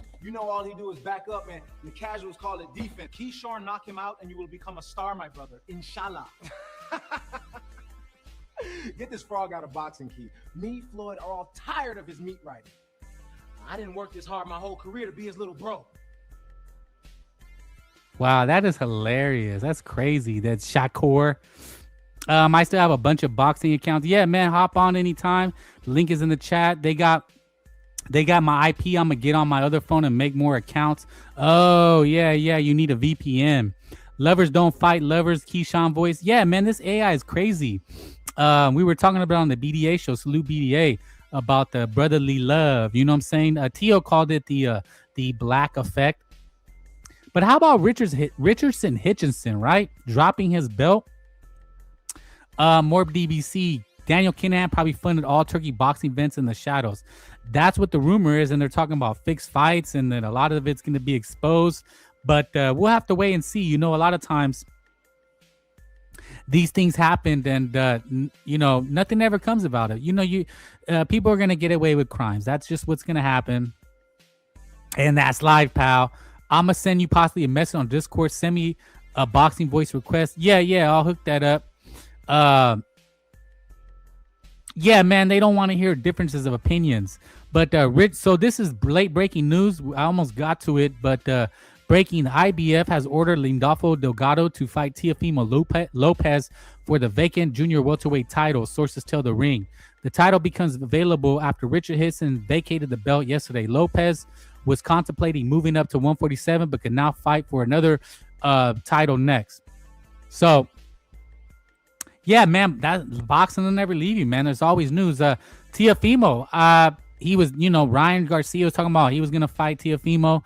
Now the IBF is ordering for Lindolfo to get a vacant belt, the one that Hitchinson's dropped. Delgado will give Teo's next loss. I just can't see Teofimo taking this fight. I think it's too risky. I think he needs an easier fight. I think he would fight Ryan Garcia first for bigger money. And I don't think he would want to go down to 140. You know, it's supposed to be Oscar Durote for that fight, but Robert Garcia trains both Lindolfo Delgado and Oscar Durote. So they said that fight is probably not going to happen. So, you know, Richard Hitson really screwed a lot of people, you know.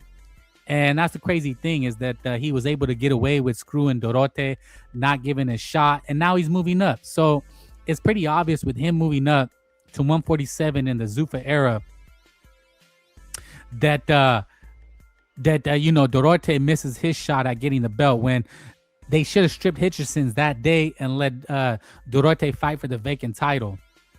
So that's boxing, man. You know, a little corruption goes a long way, and fighters get screwed, and there's nothing you can do about it. Morb DBC, they will replace Daniel Kinahan with somebody else.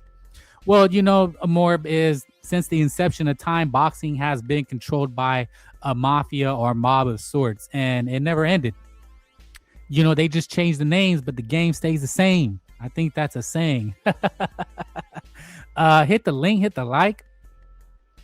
You know, this is David Benevidez. We were cooking on David Benevidez, flambeing on David Benevidez, and you know, cloud chasing Canelo Alvarez. A lot of people were pissed off about it. They say David needs to get over it. And you know what? I think it's the media that keeps asking him. You know, but this is a tall task, man. And Zerto is not an easy out. You know, we're low key beefing. You know, Blaze in the chat feels one way, Frank Bay feels another, and you know, we'll just have to see, man. We'll have to see what he ends up doing. But May is stacked, right? If you're looking at the screen, the Twitter, you got Inoue Nakatani. So is Inoue Nakatani? The only thing that sucks is that it's gonna be in the morning, like 4 a.m. But is it on May 2nd, 4 a.m? Because what I remember is Inoue Nakatani was like the following. They would do it on a Sunday morning. Right, so you could watch the fight at night and then wake up the following Sunday, but they're gonna do it in the same day. So you got to stay up all day now. You have to stay up till 4 on that Saturday, May 2nd, right? Because of Cinco de Mayo. And then what, you're gonna take a nap and then wake up in the middle of the afternoon to get ready for Benevidez and Zurdo Ramirez. Daniel Kinahan definitely funded Spence and Crawford. Men lie, women lie, but Benevidez numbers don't lie. He not a draw. And, you know, it kind of sucks, man. But I think it's twofold, threefold. You know, it's not as simple as he's not a sell. Number one, the economy is kind of rough right now. You know, everything raised the prices with the tariffs and this oil crisis and wars. Also, Vegas has been struggling. You know, Vegas, the prices are insane. It hasn't been selling as it used to. This is not, this is not the glory days of Vegas when Floyd Mayweather and De La Hoya were headlining, right? These are not the days anymore. And the pay-per-view model is dead. People don't buy pay-per-views. It's like the guy Fun Truck, the homie was on here saying he's shameless. He said, I steal the fight. So it's threefold. So, if this was planned, the I don't know what you call it. So the COV, maybe if it was before Fire Stick, maybe Benevidez would be able to what? I'm saying that the problem with Benevidez not selling is threefold, right? Vegas struggling, the American economy and the war and oil, pay-per-views, people are able to stream it easier, quicker. Bun Truck, Fire Stick Boys, yeah, and he's shameless about it, and I appreciate that. I'm giving him a little shit, but he's shameless. He's like, I don't give a damn. I stream that shit. I'm gonna tell you, no shame, right? But on May 2nd, Benevidez at Ramirez. But the crazy thing is that the card is good. The card is good. It's a good card. It's gonna be action. So I don't understand why people would have a problem with it. I saw women calling Crawford and Shakur boring on TikTok. Everybody feels that way. There's nobody that feels any other way. Don't let people tell you that they like that. They just don't. So you got Wardley Dubois, Keyshawn Albright, May 16th, Usyk and Verhoeven, May 23rd, Shiraz and Bejic on the 23rd, Foster and Ford on the 30th, and Bivol Eifert on the 30th. So I know Wardley Dubois pay-per-view. Davis and Albright will kick off the top rank on DAZN, right? Usyk and Verhoeven is pay-per-view. Shiraz and Bejic, that should be regular DAZN. Foster and Ford, regular DAZN, and Bivol Eifert. Now, the only big fights, okay, this is May 2nd, the big fights. The undercard were Rezenes Munguia. But Wardley Dubois, I don't know if that's a big fight. It's not really a big fight in the States. I think it'll be a good action-packed fight. Davis Albright is not a big fight. Verhoeven and Usyk will have zero buzz here in the States. Shiraz and Bejic will have no buzz. Foster and Ford, it's actually something that I'm surprised happened, because usually, FBA brothers, they really don't fight each other like this often, especially high stakes like this. I think Raymond Ford is moving up. Foster's coming off beating Stephen Fulton, and they're putting on a line, but it has a lot of potential to be very lackluster, back foot bitching it, but I think it'll be decent. And Bivol Eifert, nothing. Eifert, I think he got slept. Didn't Arislanes Lara sleep him?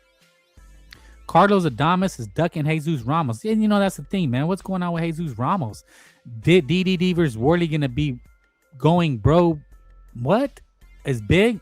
But boxing has been boring. It's crazy. Only Mexican cards bring excitement. This week is a heavyweight fight, right? I think it's just a heavyweight fight. Big Baby Miller versus Perro or something like that. Great fight. Wardley always in wars.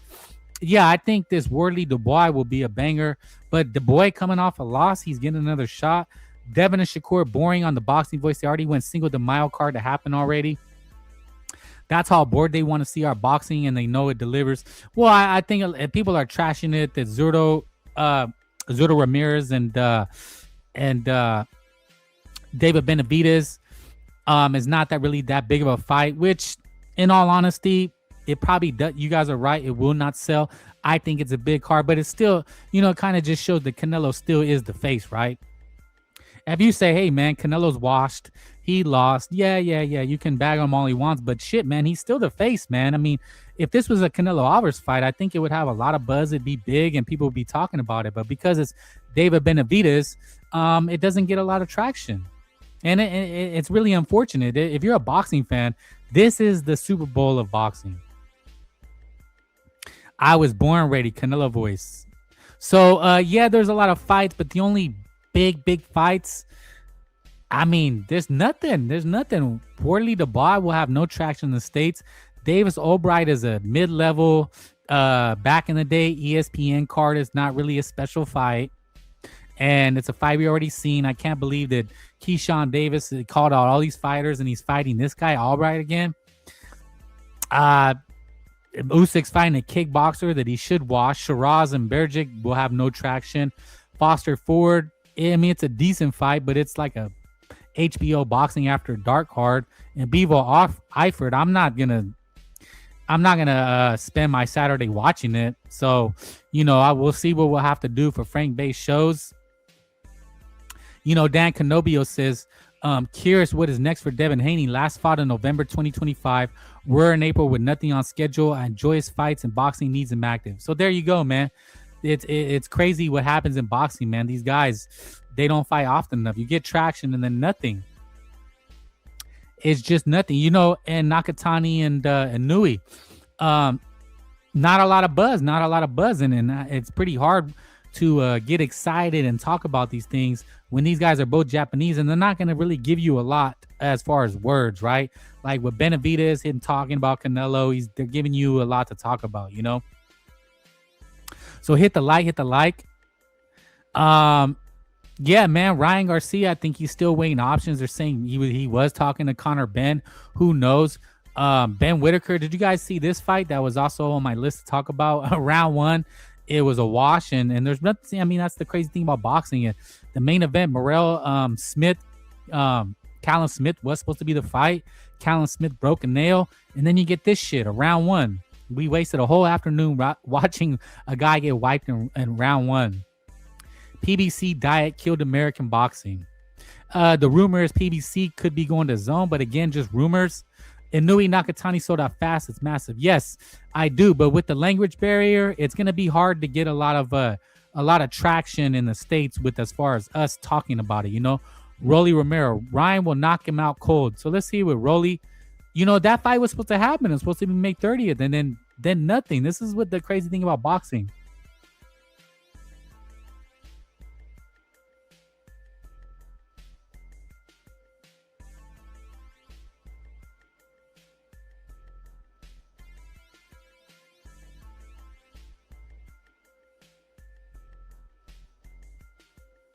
A little bit, he's limping, but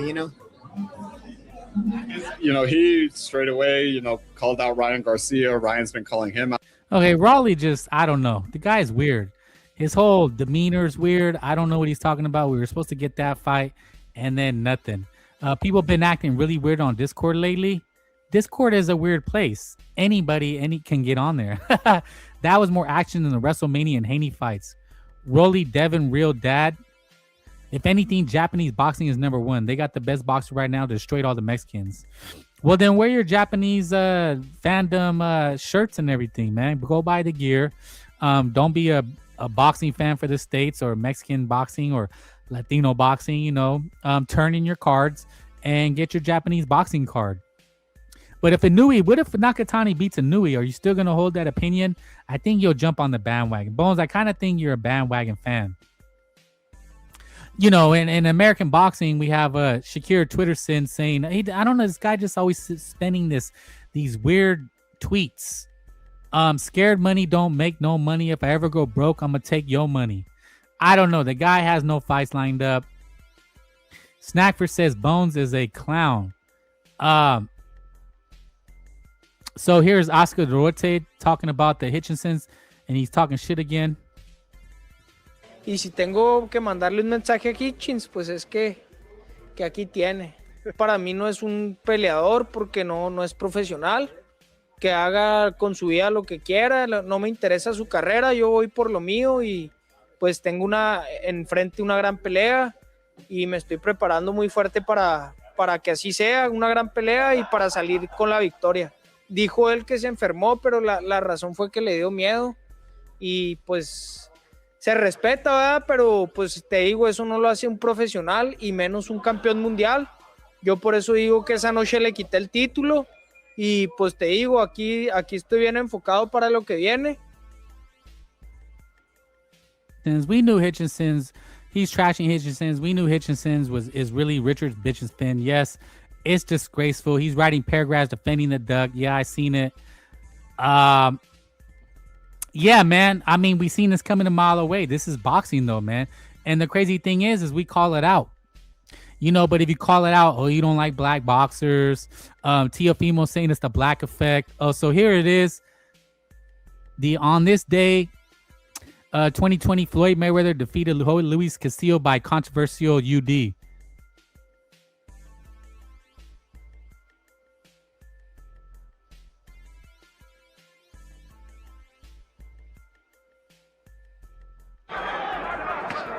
Good punch.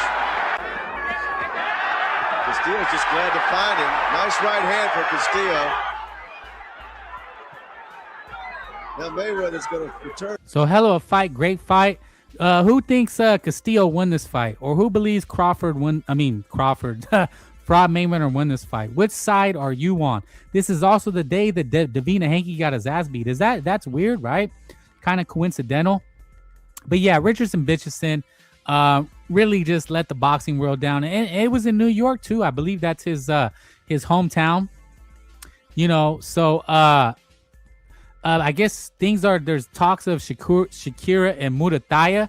What do you guys think about that fight? But Shakira, this is the problem with Shakira Twitterson. He tries to say everything. He tries to cover his bases. He said he would go down to fight Murataya, right? He said he would go down to fight Murataya. Then he said he was going to have Murataya move up. Murataya, Robert Garcia, they said they're working on a return fight. They're going to come back with Murataya. But if Shakira Twitterson wants to make a fight, they'll make a fight. And I believe, Garcia's and Murataya. But it doesn't seem like Shakira Twitterson is that anxious. And I can understand why Murataya is not truly a big name, right? He's not really a big name. So, I don't know how well a Shakira Twitterson Murataya fight would sell, but what does this guy Canobio say? If Shakur is willing to go back down to 135, where he's still the ring champion, and Murataya has the 135, and I throw away the belts, and if you just said who are the two best at 135 right now, they are the legitimate number one and number two at 135. I think there is unfinished business at 35. I think the Murataya fight makes a ton of sense. I think 35 is where Shakur should go. Shakur Stevens. So I don't know about that. I think Shakira Twitterson should stay at 140 and clean out that division. I don't understand why he gets a pass that he's not being asked to clean out the division. That's what they're asking of Navarrete. Navarrete has been named pound for pound. How do you guys feel about that? Castillo won. Thank you. Castillo was robbed. Shakur loves pink shoes. Shakur is a trick. Murataya is too slow for Shakang and won't make it ugly. Mayweather got a gift. Yeah. You know what, man? You guys, I agree with you. Look, I've watched that fight so many times. Mayweather got his ass kicked. He got his ass kicked. I mean, anybody that says otherwise is just a Flomo, is a Mayweather glazer. But Shakira Twitterson, I'm gonna say I don't think he should go to 135 and fight Murataya. It looked like Murataya had already said that was his last fight at 135. He's outgrown the division, and I don't think it's a big fight. I would rather see Shakang versus the other champions, or go up and fight Ryan Garcia. But he's gonna play this game and make it the whole Fraud Mayweather blueprint. Talking about catch weights, and you already know how they move, man. I don't trust Robert Garcia. Will Pounds, thank you. Hit the like. Why don't you trust Robert Garcia? Ryan was in the news. Ryan and Conor Ben. Is this a good fight? Do you guys like this fight? Flomos and packed hards, good old days. Yeah, man. Whatever happened to all the packed hards? They just disappeared when Manny retired. Floyd Mayweather couldn't figure out Oscar De La Hoya jab, and that's the fight that his dad said he lost. So, look, man, Fraud Mayweather has lost. Don't believe the hype, the TBE, he's lost. So, Ryan Garcia and Conor Ben, it would be a massive fight. It'd even be bigger in the UK. But it's hard to know what Ryan Garcia is gonna do next. Look at the Inoue, very impressive, right? The way he moves, shadow boxes.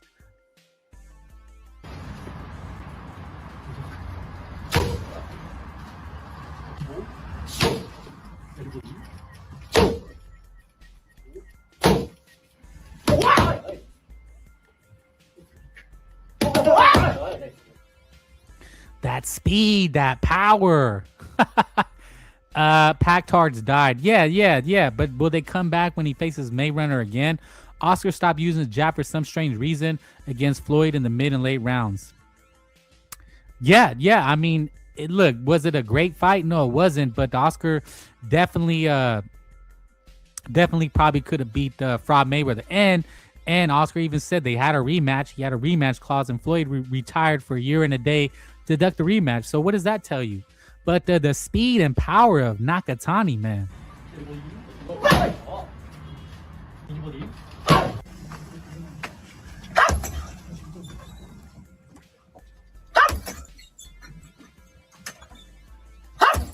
It's crazy that this little guy can just knock people out cold. The greatest moment in boxing history is Marquez King Manny. Is that the greatest? The greatest moment is for the Mexican boxing is destroying Manny Pacquiao. So here is Hitchinson's responding. Richard Hitchinson vacating his IBF junior welterweight title to move up to 147. He says it was a tough decision for Hitchinson. Oh, this is his manager, but he's outgrown the weight class. He's been fighting at 140 since he was 16 and an amateur. Hitchinson is an elite fighter, and I truly believe he'll even be better, stronger welterweight. That'll be a fight for 140 title. Yeah. Okay, so basically he couldn't make weight anymore. And Dorote got robbed. But, we've been saying it. We've been known it, and we called it out. Manny was the Mexicutioner. So you are wearing your Pinoy Pride shirts, Bones. See, Bones, I think you're a bandwagon. You go for the Japanese now, wearing your Japanese shirts. Then when it was Manny, you're wearing your Filipino flag. I don't know if I can trust you, man. Canelo 168 undisputed run was a great moment in boxing, even though he sold his ass. Hey, man, it had people lose, bro. People lose. It's boxing. We can't dump a fighter because they lose. But if you choose to, I understand. The boxing establishment probably told Oscar to go easy on Floyd. Yeah, and Oscar, that was a passing of the torch, right? Oscar was a part-time fighter by then. Oscar created Floyd Mayweather, and he created Manny Pacquiao, just like Julio Cesar Chavez created Oscar De La Hoya. That's how it's done, when Canelo Alvarez fought Floyd Mayweather, that's how Canelo Alvarez became a star.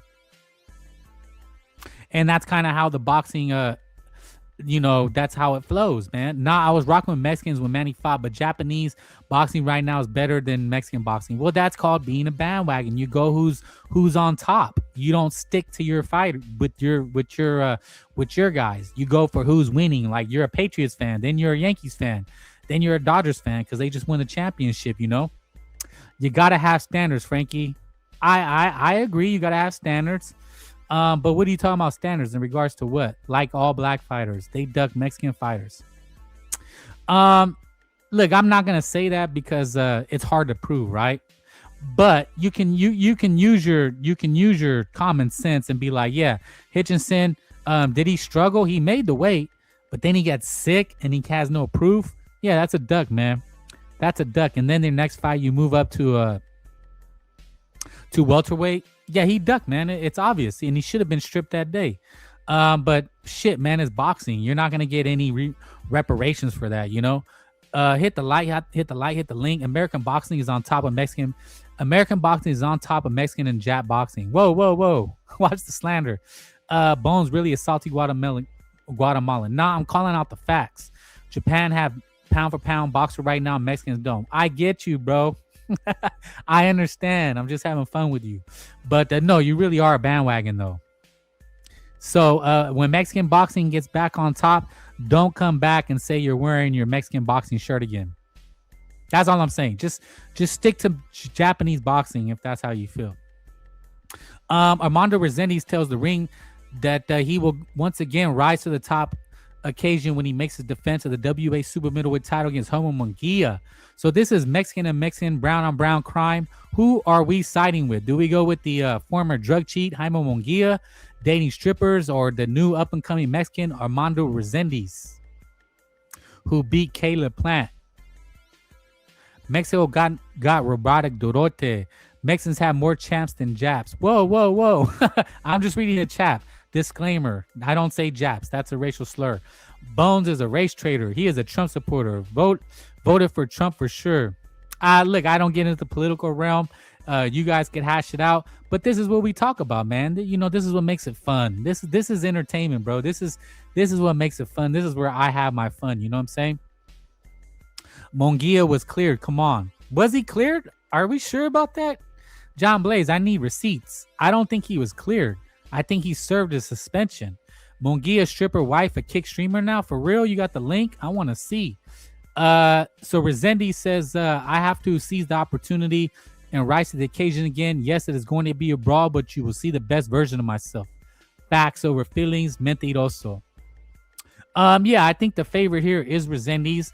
I think he's the younger, fresher fighter. Munguia, is this going to be a second chance, right? Because he got beat by Canelo, came back, got starched by Sarache, right? The French guy. Came back, beat him, got popped. So he's getting this is his third run at boxing. He's with those brown Mexicans wanting to be white. I mean, look, man, we pick sides. And, you know, we can always change our mind. He thinks Clarissa hotter than Belinda. Munguia is the favorite. Look it up. Oh, really? Well, I'm sorry. I guess I was wrong, you know. What I mean is I think Rezendes is the more favored fighter by the fans because, you know, Munguia has had some lapses, you know, getting knocked out and then getting busted for drugs. So I think he's, you know, and he's been in the game a long time. Think about how long Munguia's been fighting, man. This is going to be his third run. You know, you're lucky if you get one run, right? In boxing, how it traditionally works. If you get a run, you get a shot, you become a champion, you defend it, you make some money, and then, you know, you lose. And then you got to build yourself back up again. Then you go, that's probably the toughest route in boxing, right? Losing your belt, taking your first loss, coming back, and having to get back to the top again. Now think about getting beat and then having to do it a third time. That has to be nearly impossible. You know what I'm saying? So, yeah, man, I just don't know if Munguia can do it again. So there it is here on this day, 24/20/24. Ryan Garcia and Haney fought to a controversial no contest. Garcia was initially declared a majority decision winner. However, the result was scrapped after Garcia tested positive for a banned substance. So on 4/20, 2 years ago, Ryan defeated Devin Haney. Y'all didn't even talk about Sergio Mendoza getting knocked out in Japan. I didn't. Did you guys watch the women's fights? That was another topic of discussion. So we've kind of covered Zurdo Ramirez, Benevidez, the Hitchinsons. Did you guys watch the women's fight? I talked about Navarrete being ranked. What do you guys, Navarrete finally getting his due? So Bones, why aren't you on the bag when Navarrete's pound for pound? Why aren't you going for him? Give us your predictions, Frankie, for Zurdo Ramirez and David Benevidez. I'm going Benevidez. I'm going 55-45 Benevidez. If I was betting, I might bet Zurdo just because I think it's a good value bet. He can definitely outbox David Benevidez, but I think David Benevidez is on a hot streak. I think he has the aura of invincibility. You understand what I'm saying? So I'm gonna Munguia Rezendes. I'm gonna go with Rezendes. I think he's on a hot streak. I think Munguia, I don't know if he can get over the hump a third time. I think they're bringing him back because he's a name. David is too fast for Zurdo. You think so? David is big, dude. Is he gonna be able to carry that weight? What's the word? Is he going to be effective with all that much more weight? You know, he already looks skinny fat at 175. Now we're talking 25 pounds more. Zurdo versus Benevidez is a fixed fight. Don't burst my bubble, man. I want to believe it's real. Bones like black. Oh, whoa. What? Oh, my gosh. So Alicia Bumgarner was successful. David is big guy. I think by fast, maybe you mean the hand speed. Yes, David will have an advantage in hand speed. Zurdo is but he's not your typical Mexican, right? I don't know. People just think Mexican, they automatically assume brawler. But he's, Zurdo is more of the fancy foot, going to be moving around the ring. So who's going to be faster? Maybe David is going to have to walk him down with the faster hands. Hey, Mexican boxing, your thoughts on Mendoza getting knocked out? Zurdo does have the faster feet. I don't know about faster feet, but he's more proficient in moving around the ring. You know, that's his game. David is more of a plotter, but he could have the advantage in hand speed. So we could see that. But Alicia Bumgarner, the Bo-Ray Machine, the Korean girl, was putting it on her, and then Alicia started back foot bitching it. She was getting her shit rocked, and then after she took some heavy shots and looked like she was about to go, she decided to back foot bitch it. So passive. Zurdo goes to the body, he will win. A lot of ifs, right? Nobody, you know what's crazy is nobody's giving Zurdo a chance. That's the thing that I've been seeing. So another this is boxing scene. They say an individual connected to negotiations confirmed that Billy is in the mix to fight Canelo Alvarez. What do you guys think about that? I think that's a hell of a fight. That would be the best fight for Canelo Alvarez. But it, you know, the David Benevidez kind of not selling. We were talking about. You guys are saying it's not selling. You don't think it's gonna sell. It just goes to show where Canelo Alvarez has always been, right? That David rode the coattails of Canelo Alvarez. That he still needs Canelo Alvarez. That boxing is still the Canelo Alvarez show. Is that Frank Blade glazing Canelo Alvarez, or just speaking the truth? That he's still the face of boxing. You know, the only reason David has this opportunity is because you know, Canelo was coming off of surgery. Zurdo and Nava are Mexican best boxers, and that ain't saying much considering they both lost before. Okay, that's a fair point. That's a fair point. You know what? I can't argue with that. But I think what I would say to that is that they're entertaining. I think that says a lot, that the fans, the boxing fans, maybe not casuals, but I even think casual, if they watched it, they would say, wow, they don't care about the pound for pound. They care about entertainment. They'd say that's entertaining. But Nava deserves to be on the list, and he's finally getting his due. But, you know, for all these years, he never did, and it seems like they're starting to recognize him. So, yeah, man, Zuffa Boxing. Where's Zuffa has some May? You know, they didn't even put that. You know, in May, they also have Mosley Jr., Bokachuk, May 10th. And then Julio Rodriguez, James Perella. But the big event, is that a big fight? So we also have May, Mosley, Bokachuk. Is that a big fight? Is that this Zuffa coming to take over?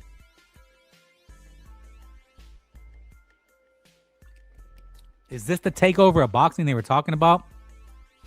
What happened to Saudi money? Did it dry up? Do you remember when it was Rida season and all these big ring cards we were supposed to get? And now you've kind of heard the noise die down. Remember Zuffa? Where's all the Zuffa noise? Kind of died down a bit, right? Boxing has been really slow. I really couldn't even go live because it was hard to think about what to go with. The best I could come up with was a fight in 2 weeks. Black American boxers have the best doctors backing them. Most Black Americans are weight bullies. Zuffa is the AEW of boxing, bruh. Hope Bokachuk sparks out Mosley Jr. Tired of seeing that guy. Yeah, I think that probably will happen. YTF fatigue. Floyd fractured his hand in the first fight. Beat Castillo with hand, gave him a rematch, and beat the dog shit with 2 hands. I don't buy the BS. I don't remember anybody saying he fractured his hand. The guy had brittle hands, but that's him more being of a bitch. Can't punch, right? Not punching correctly. He got smoked. You're welcome to come up and debate it. You know, I pin and post the links, but no, you can't use that excuse. And in the second fight, where was that excuse that he broke his hand when he ran like a bitch? He got his ass kicked pillar to post. Everybody's seen it. HBO had it, him getting his ass beat. In the rematch, he decided to run even more. So, yeah, no, man, the broken hand excuse we don't keep falling for it.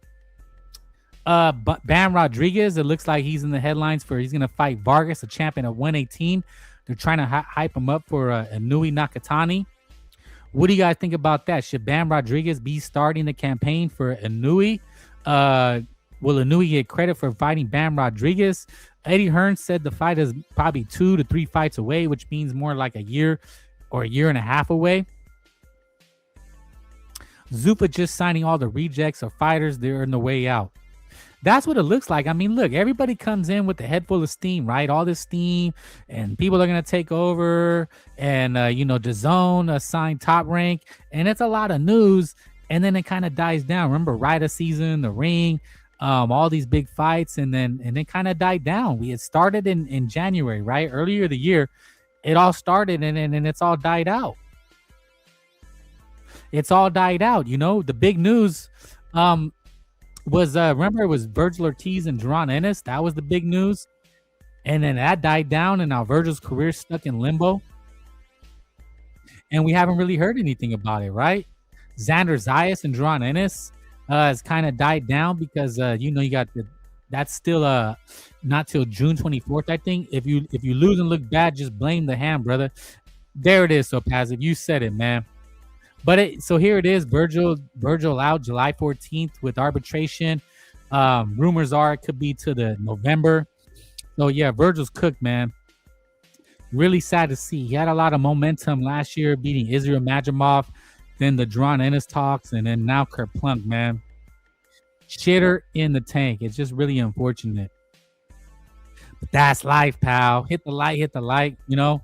So, you know, with Xander Zayas and Duran Ennis set to fight, it really sucks that Virgil Ortiz was hot in the mix. Fedor just fought, and now it looks like it could be over, right? Virgil a bench warmer. Yeah, man, it's just real unfortunate that happened. So we might not see the guy for a while, but you know what? He made his bed, and it can't really defend him no more. Virgil was a dumbass. Yeah, especially that guy, Rick Ramirez, the way he looks. He just looks like a shady cat. You know what I'm saying? I don't know. There's just something about him I wouldn't trust. Virgil will be 35 when he comes back to fight for another title eliminator. Yeah, man. And it just looks worse when Zayas and Duran Ennis are going to get it on. You know, and we've seen this coming. Man. You've seen it coming. And that's, you know, that's life, pal. You're hot one day, not the next. That's why you gotta keep grinding. You gotta stay fighting, and you can't allow things to derail your career, or this is gonna happen to you. So yeah, man, never forget on this day, Haney beat Shakir Twitterson. Well, yesterday, you know, never forget. But let's see what happens, man. We'll be back. I think I'm gonna wrap it up. We've been going 2 hours strong. But yeah, man, I'm looking forward to Zito Ramirez and Benevidez. I don't know about you guys. I'm looking forward to it. Want to thank everybody. John Blaze, Sounds, Fun Truck, who was here. Even Booty Loose showed up for like a minute.